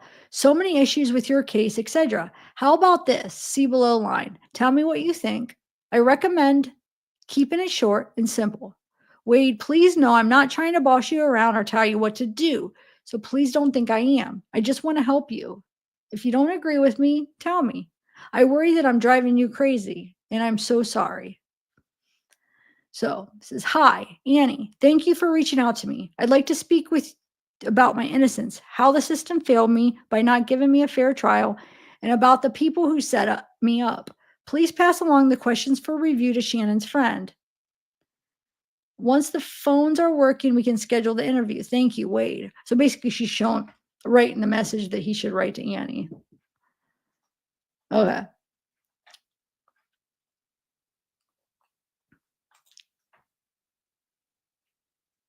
Yeah. Okay. So then Wade writes to Annie on August 5th.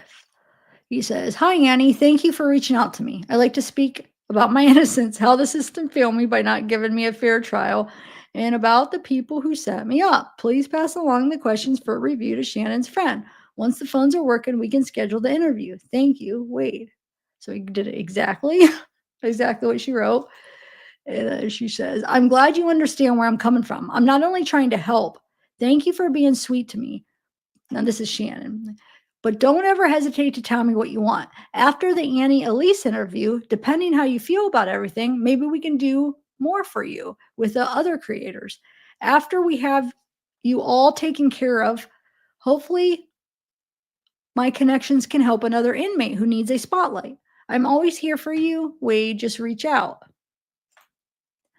And then Annie responds to Wade and says, "Sounds good," or "Hi, sounds good. Just to make sure I'm as pointed and effective with time as possible, how long will you realistically be able to chat? I want to make sure to keep the questions as concise as possible if needed. Also, is there a goal date in which you want this interview to go live? I understand it is time sensitive due to your upcoming hearing, so I would imagine the sooner the better. If there is anything else you need on my end and in terms of clarification, let me know. I also forwarded you a picture of my channel so you could see the credentials on your end. Talk soon, Annie." And then Shannon, this is titled Annie, says, Did she send you the new questions to answer before the actual interview? If so, I'll help you. Just tell me the questions. I'm running around, but can help. Today is like a tropical hurricane or tropical storm hurricane situation. She told my friend she sent more. And then Wade responds to Annie and says, "Hi, Annie. How much time would you need? My calls are about 15 minutes apiece, but I can plan to call you back and have as much time as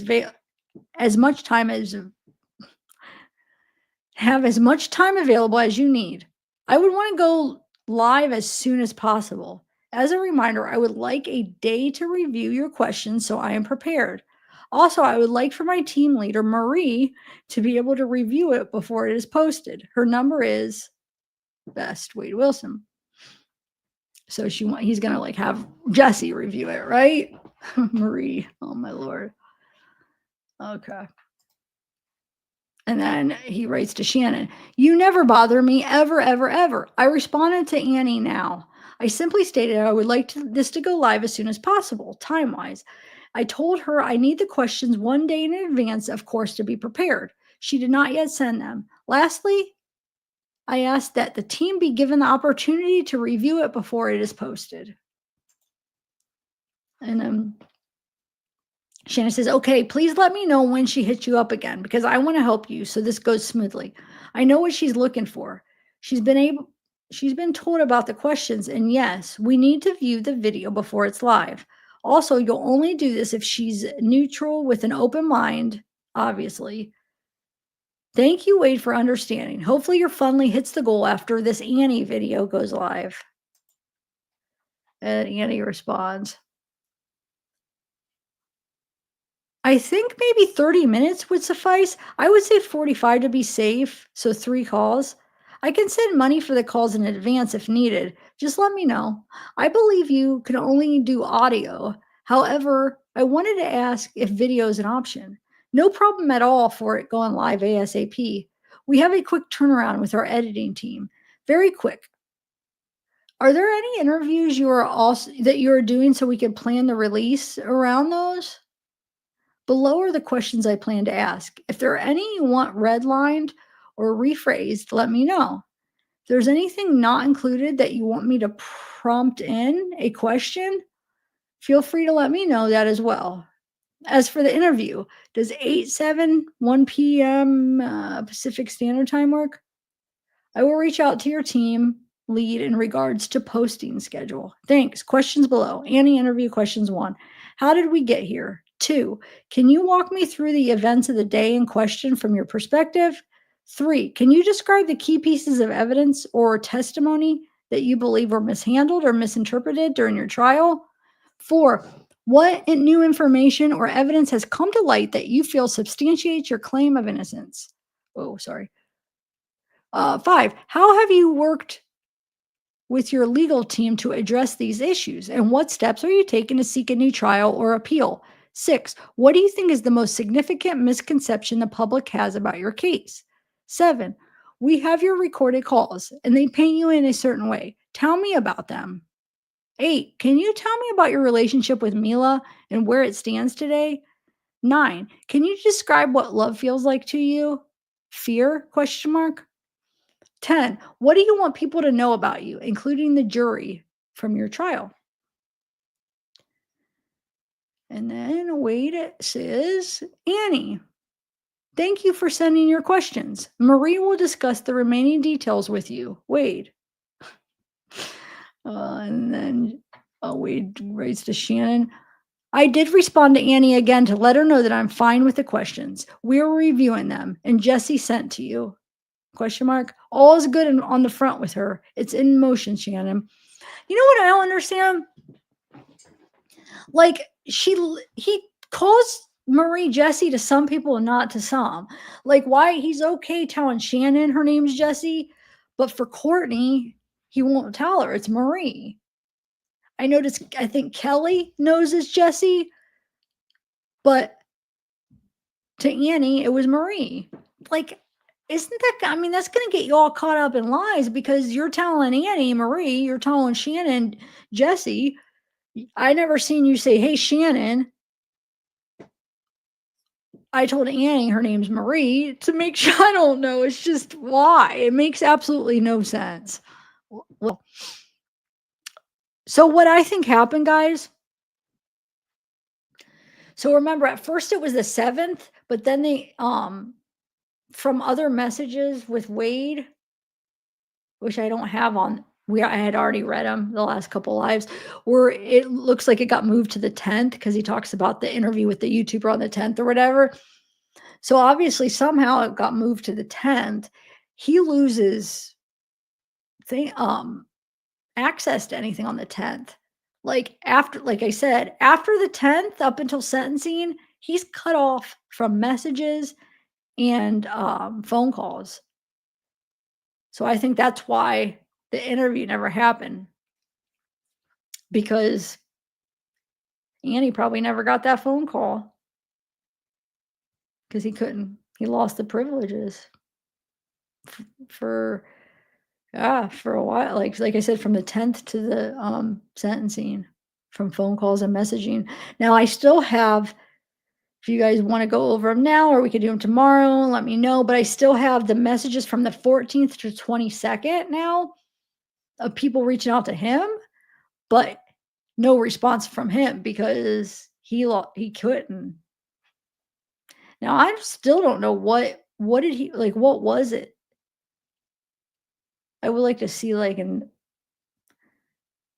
writing or whatever, like what was it that made him lose? For how, that would be like from the 10th to the 27th, that'd be over 2 weeks losing all access of any communication. So I just wonder, what did he do? I mean, I know he's done a lot of things, but what was it that was the final thing that cut him off? Like what was it labeled as? I wonder. I don't know.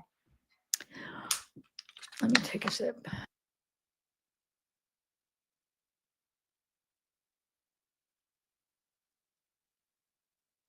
Yeah, we could do them now. I was going to read them for sure. I just didn't know if I should do them now. There's only 49 pages. So that's why I was like, that won't take me long. Most of my readings were like over 100 pages. So it's like, I could just mix it with today's live since it's short. But yeah, so there's a bunch of people. There's actually a bunch of new people reaching out to them, but no response because And I wonder from the 10th to the 14th, there was no messages. So, like, where did those messages go? Because I mean, people were still reaching out from the 14th to the 22nd. And why is there none up from the 10th to the 14th of people reaching out? It makes no sense.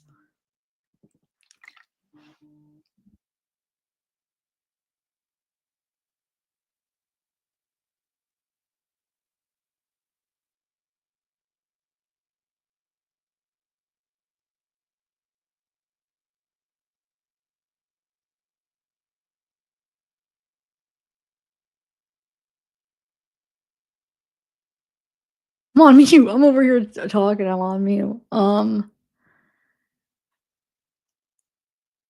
Let me see.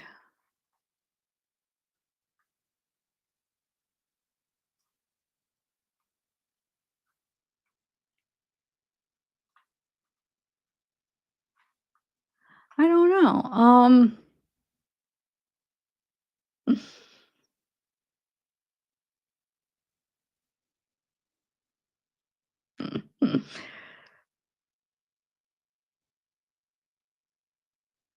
Okay. Oh, actually, hold on. I wanted to no, I'm gonna share like this, but I have nothing against because I like Steve Wade's bio dad, but I was just like looking up people because I found like a new site where I could look up people's mugshots. And I found like a ton of him, so I'm gonna share them.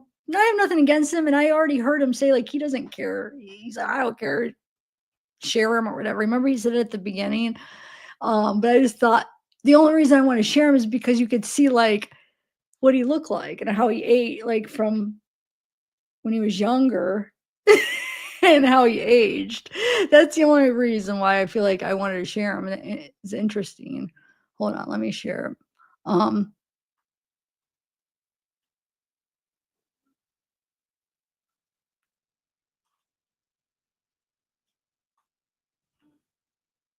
Wait.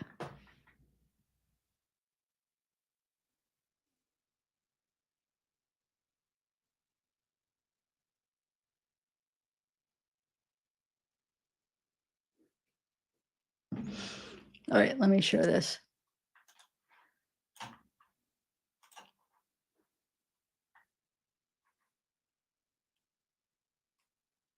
Wait, let me look at my.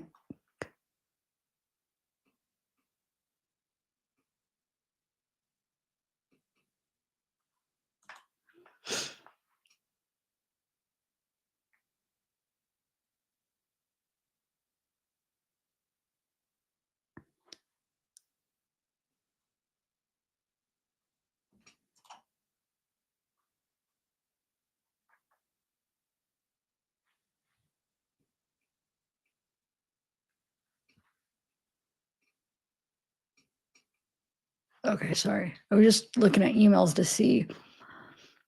Okay. Where? Oh, thanks, Soul.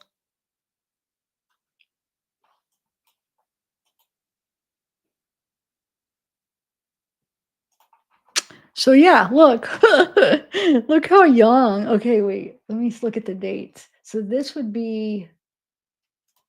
Is this the youngest one? So this is in 2001. Look at that. Age 23 at the arrest age. Robbery, false name to law enforcement, battery on a law enforcement, obstructing, opposing an officer, grand theft, resisting arrest, domestic or battery, domestic violence, false claim to law enforcement. Like I said, we all have a past and make mistakes, and I feel like he's seems like a good guy now. I have a past too. You know what I'm saying? So I'm not trying to judge anybody. I just thought, I don't know, it's interesting just to see where people came from. Grand theft. This is age 25. Burglary, grand theft, dealing and stolen property, false info on a pawnbroker. Look at this one with that smile. That's kind of.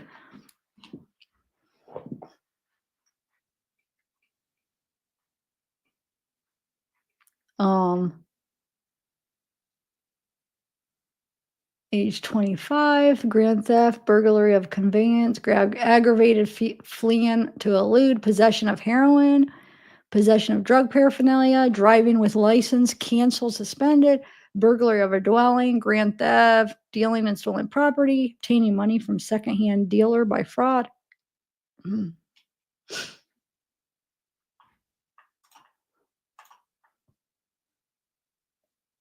Age 27, holding document case, escape, no bond.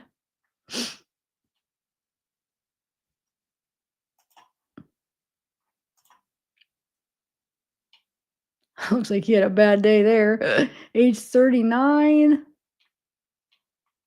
battery, grand theft, third degree motor vehicle. And then, well, it looks like he got bruises, like maybe got in a fight right there, huh? Age 39, battery, grand theft. Oh, this is that same charge here. Ooh, he looks, wow, rough. 39.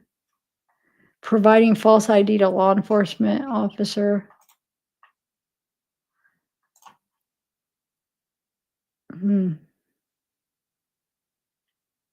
Grand theft, dealing in stolen property, burglary, unoccupied dwelling, state of emergency, grand theft third degree, possession of burglary toys, tools. There I go with the toys. Tools, oh my lordy. And then this is the last one we got, age 40. Warrant of arrest for other jurisdiction, resist officer without violence, warrant of arrest for other jurisdiction. Yeah.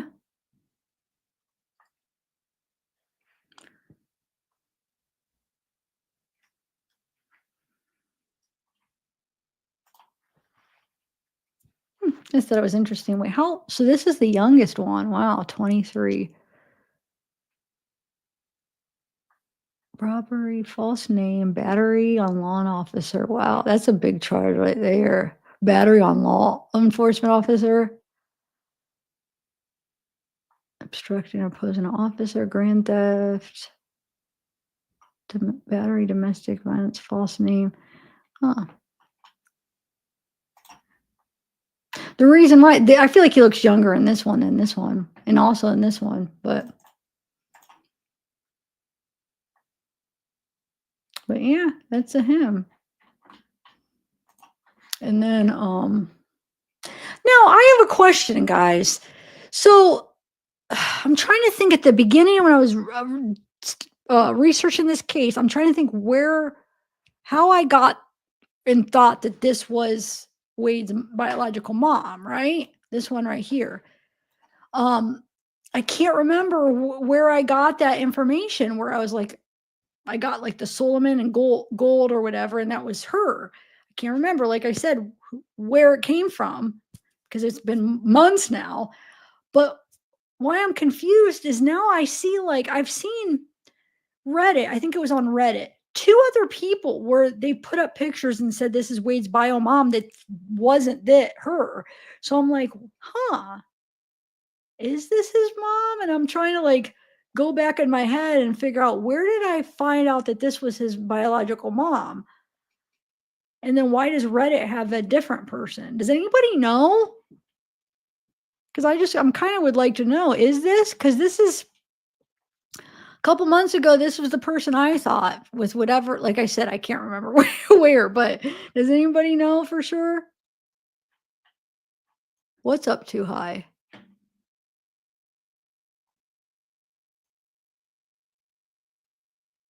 I mean, yeah, we'll go over the pictures. I just want to know, do you guys know?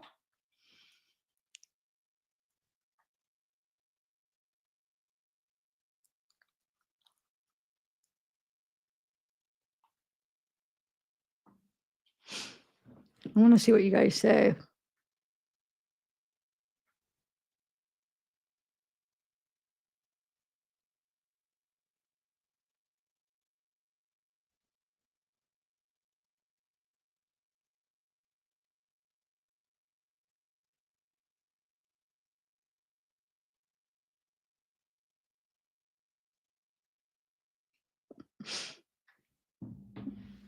Let me see what you guys are saying.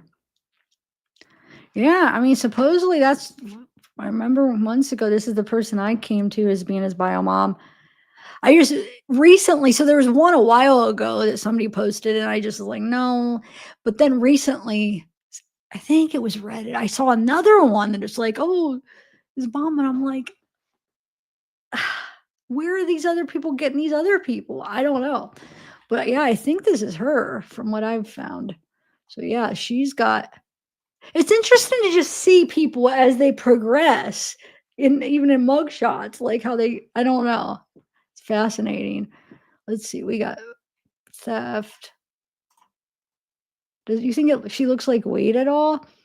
Possession of coke, drug paraphernalia, leaving the scene of accident with injury or death.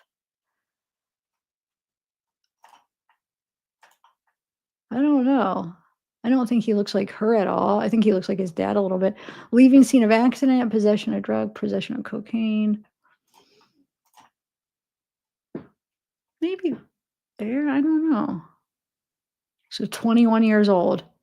Possession of heroin, drug paraphernalia, cocaine, drug paraphernalia. Watch how she changes with the years. It's kind of sad. So this is, she's 21. Wait, how old was she here? 21. Okay, this is 21 too. Okay, so now we got, well, arrest age 21. No, pretty girl. And then watch how the years of just this stuff have done her. Theft, possession of heroin, drug paraphernalia, burglary, grand theft, leaving scene of accident.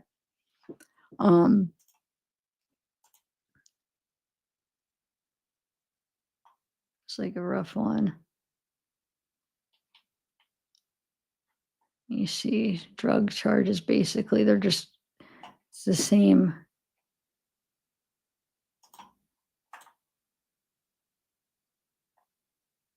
Prostitution, cocaine, leaving the scene, heroin.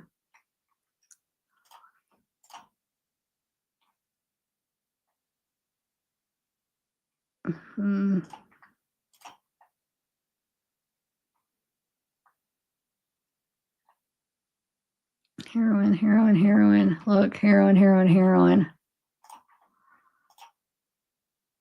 This is age 22. Cocaine, drug paraphernalia, heroin, cocaine, heroin, heroin, heroin, cocaine. Like I said, I have no judgment though, so I'm not, don't anybody think I'm like judging anybody. I have a past too. You know, it just shows, it's kind of like shows who the people are. I don't know. I think it's interesting. Hopefully. The sad thing with her is, you know, from what we're hearing is she's still, you know, struggling really bad. 23. Yeah, heroin, cocaine, false name to law enforcement.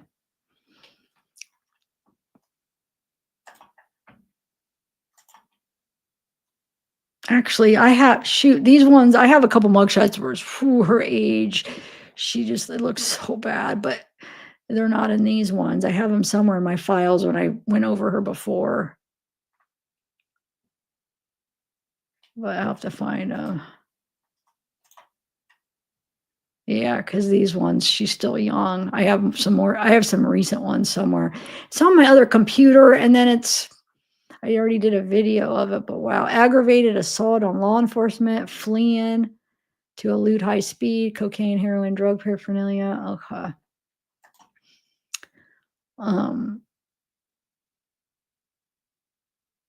Yeah.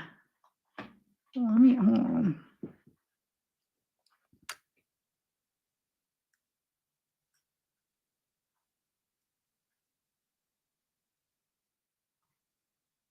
Hold on a second.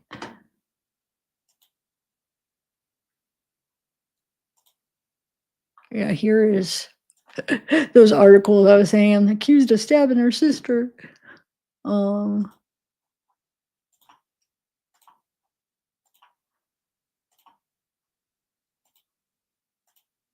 had 2 of them, but it's not a big deal. You guys, will you be mad if I don't read them? My voice, I'm having trouble. Like, I'm my voice, I don't feel like I could, I don't know. I'm struggling with my voice. So I feel like I kind of, to read like 50 more pages, I might wait till tomorrow where I could read it good. Like, look, can you hear like my voice is very, just tired or whatever. So I feel like I don't know if I might want to read them where I could actually read them better. And then what is this? Hold on. Why do I have this up? Hold on. Oh, I better read that first. I don't know why I have that up. Hold on. Let me see if there's anything else I wanted to share. Actually, you know that video I was playing? Hold on. That one is the video I was playing of Courtney. That's actually the one that I go over the pictures of her mom. Hold on a second. Let me pull that up again. And I'll show you a couple of the more recent pictures of her. Oh, hold on. That's crazy. I go to my history and it doesn't show mine. Oh, wait, hold on. Here we go. Here. It's somewhere in here, somewhere on this video, because let's see. Let me find it.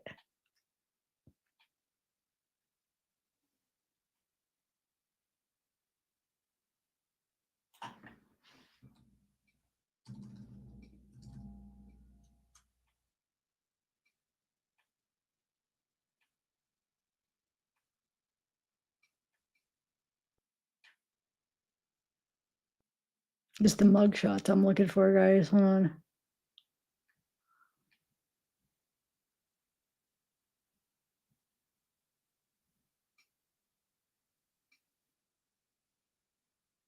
Where the heck do I have it? Huh. I have it in the thumbnail. It's got to be here. All right, that's weird.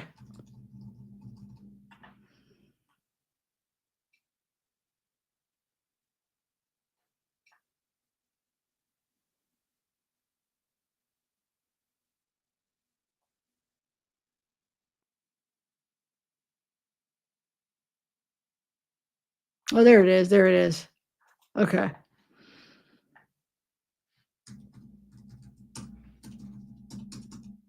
So there's.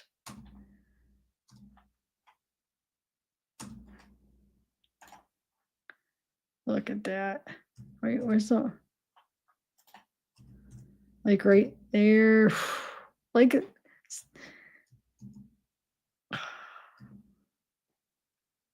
How different, how much. Oh, I mean, granted, I mean, she's aging, you know, but drugs will be hard on you. I think that was all.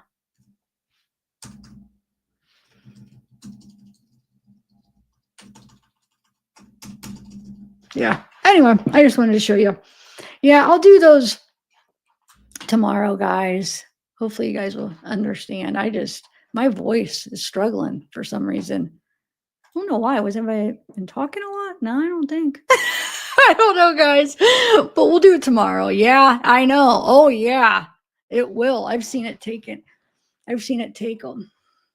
so much from me, from friends, from, yeah. So.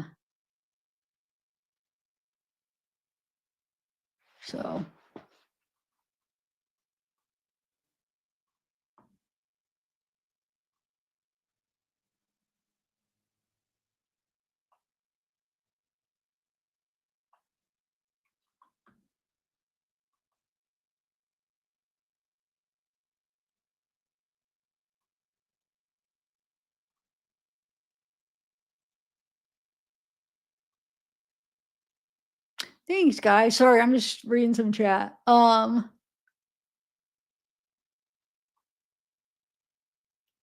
Hey, Tevi. Hey, Ashley, nice to see ya.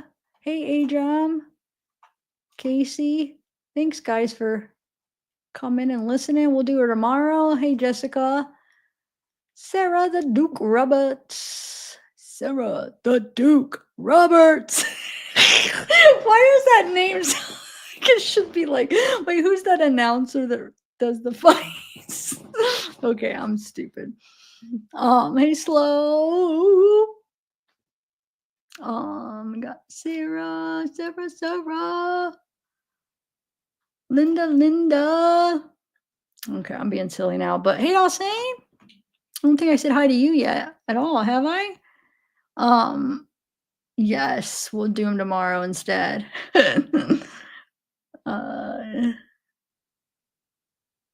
I do need to rest my voice. I don't know why I'm losing it. It seems even the start of the video, it was like, what the heck? Even when I first started reading, I don't know. It's not like I was like at a concert or like screaming. But yeah, I might as well just wait because it's already been almost 3 hours and it'll be a short one tomorrow. It's only like 50, I think maybe like 50 pages, I think 49 pages maybe, but I'll try to see if there's anything else that I could go over, like any videos maybe so I could find like an interesting live to watch. If not, it'll just be like a shorty short. Thanks, Jane.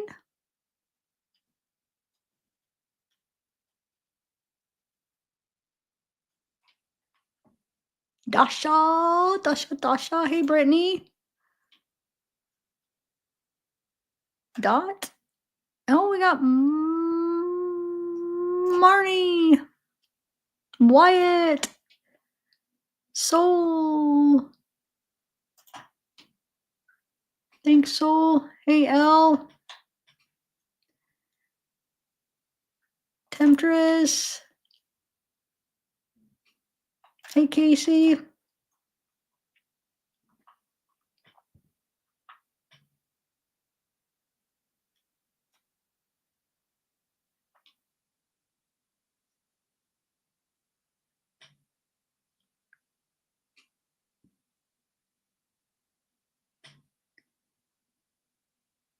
Thank you, Casey. Hey, Shorty. What up? What up? Nice to see y'all.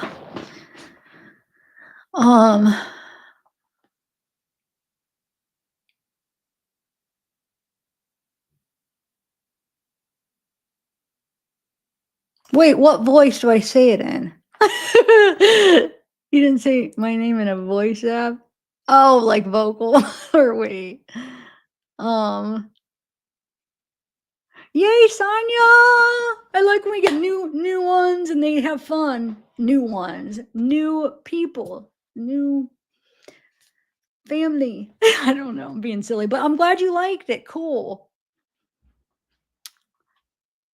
So hopefully you come back tomorrow and we will finish the rest of the messages. Man, I hope those other ones come in.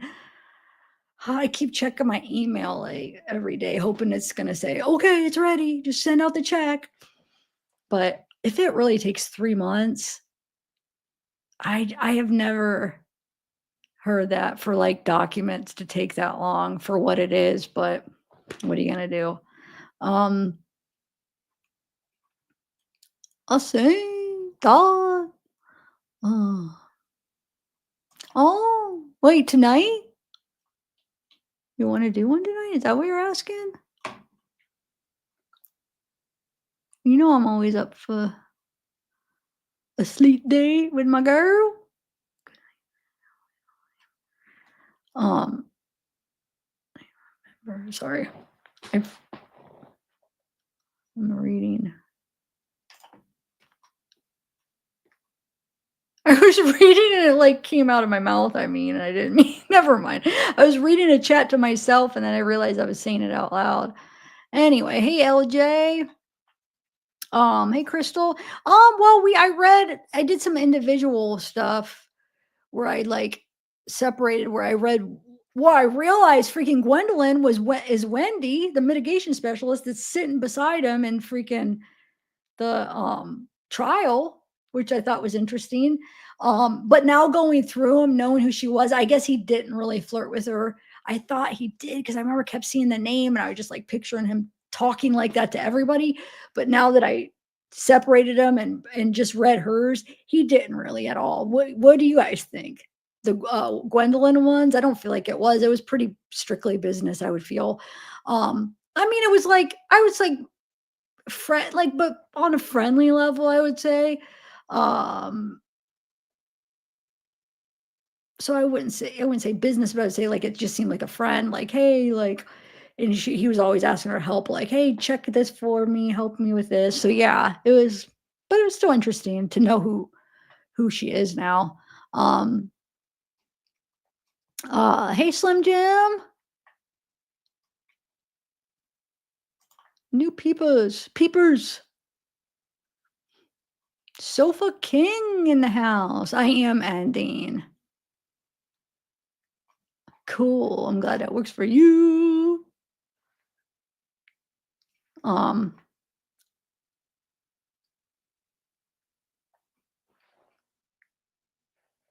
woohoo.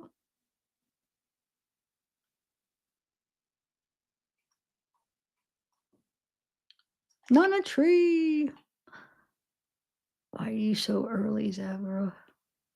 Early? It's 11:16. Is it early? All right, guys. I'm gonna go. See you guys tomorrow. Send me stuff. If you guys have anything interesting you're finding, send me stuff. I mean, I was thinking about, are you guys following the since I'm a big I love UFC stuff. So I've been kind of following the Conor McGregor stuff. It's very disappointing because I really liked him, but Law and Crime has been having it because that case where so disappointing. So I was thinking about like, man, maybe we could cover that a little bit too for like an extra case, something different because I don't know. That's so disappointing to me. I want to look into it. Like, is it legit? I mean, do you think it's true? Anybody been following that? I really liked him. He's very entertaining, and he was like one of my favorite ones to watch too. And now I feel like if that's true, I don't even want to watch him. I feel like he's charged with R-ing a person. Took her up to the hotel. Actually, they were like kind of friends before. It sounds like they had like a relationship, not but like a friendly, knew each other. Yeah, supposedly. And then supposedly somebody else R'd her that same night. She woke up and I don't know. Supposedly two of them, the guy she was with, did it too. So I don't like at different times. It sounds like I don't know. I got to look into it more because obviously it could be about money. You never know with these things. I don't want to like. I'm not saying it is, but like with people have a lot of money, it always makes me want to like look into it a little bit more to make sure like before we go saying this is the bad guy. I mean, but if it's true, it's not cool. What do you guys think? Do you think it's true? I got to look more into it. It's confusing. You don't, Wyatt? I don't want it to be true because I won't be able to watch him and support him anymore if that's true. Like I won't even want to. It's just like, but I know he's actually hasn't been fighting as much anymore. But like I've watched all his old fights and stuff, and I'm sure he's going to have future fights. I know he's dealing with this stuff, so I don't know if that's why. I don't know. We'll see. Yeah, it could be money. It could be Conor McGregor, Kimmy Jack. He's a UFC fighter from Ireland, and he's really good. He's like a very entertaining type. He like brings the entertainment to it, like in a way. He's very like whatever. I don't know what's the word, but he just makes it fun to watch because he's just like crazy. Okay, yeah, maybe I'll cover that because I'm watching it anyway, so I could watch it with you guys too. But I'll have to figure out a new murder case too to follow. But all right, guys, have a good night. We'll see you tomorrow.